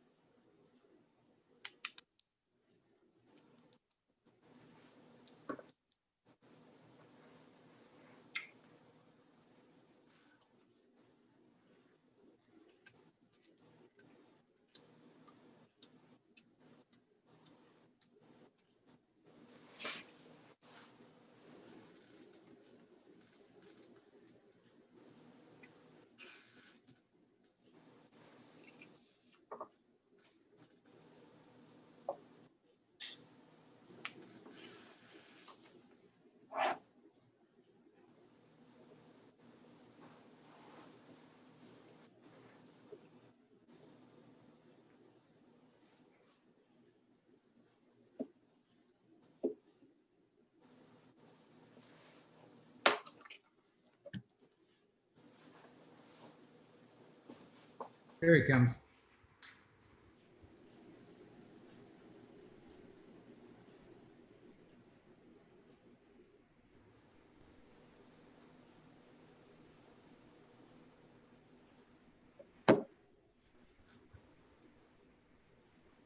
All right, Jimmy is in. Okay, we are coming out of exec session. No decisions were made. If we could get the motion that was made before clarified so everybody knows where we're at in our discussions. The motion made by Councilmember Buchanan and seconded by Councilmember Smith is to allow for both commercial and public space at the marina with 10 parking spaces. We added in a friendly amendment that would require that to go through the RFP process to look at the commercial options, followed by an amendment made by Councilmember Popson and seconded by Councilmember Buchanan to allow Tidal Wave Sports to stay until the RFP process has been completed. Okay. Councilmember Popson. Mr. Mayor, at this time, I'd like to remove my amendment to the motion. And Councilmember Buchanan, you seconded that? Yes, based on legal advice. Okay. So back to the original motion. Is there any more? Just Councilmember Moy. Thank you. I feel like we're setting ourselves up for another Marina Forum. The issue that we ran into was that we asked our residents, what do you want? And when you ask somebody what you want without any restrictions or limitations, the answer is typically, I want it all and I want everything. And the challenge that we face is the size of that space. It's not big enough for us to be able to have commercial and residential. And as much as that would be great, what we're actually, if we were to move it towards a green space, which a large portion of our residents have said that they wanted, we would have a mixed use commercial and residential. But the only way that we could do that, if that was the will of this council, would be to use that parcel of land for that purpose. if it's going to be a mixed use, you're not sharing 10 spaces between a commercial activity and a residential activity. And I think, again, I'll restate what I said before. The reason why I think the mayor's question was one or the other is frankly, the limitations of that space really do dictate it's got to be one or the other. And I think it's up to this body tonight to say, listen, we've spoken to the residents, we've heard from them, we've seen several referendums already over the last couple of decades, and it's time to make a decision. Thank you, John. Well said. Councilmember Pounds. I would just echo Councilmember Moy's comments and totally agree with everything he just said. Thank you very much. Anyone else? Okay, so the vote is allowing both and then having it go through an RFP process. got you. Okay, are we ready to take a vote? Hearing nothing else, ready for a roll call vote, please. Councilmember Popson, Aye. Councilmember Smith, Aye. Councilmember Pounds, Nay. Councilmember Bell, Nay. Councilmember Moy, Nay. Councilmember Streetman, Nay. Councilmember Buchanan, Aye. Councilmember Ward, Aye. Mayor Carroll. Nay. The motion fails 4 to 5. Cool. Okay. Motion to adjourn. I heard a motion to adjourn. Did I hear a second? Second. Can I just, real quick? I would really, regardless of our vote, like our administration to look into the kayaking situation and go ahead and start and look at all the possibilities for promoting kayaking and paddle sports, including the possibility of a storage facility for those, for residents. Okay, for our durable citizens out there who have watched this, thank you very much. And we had a motion to adjourn. We had a second. All in favor? Aye. Thank you. Good night. Whatever.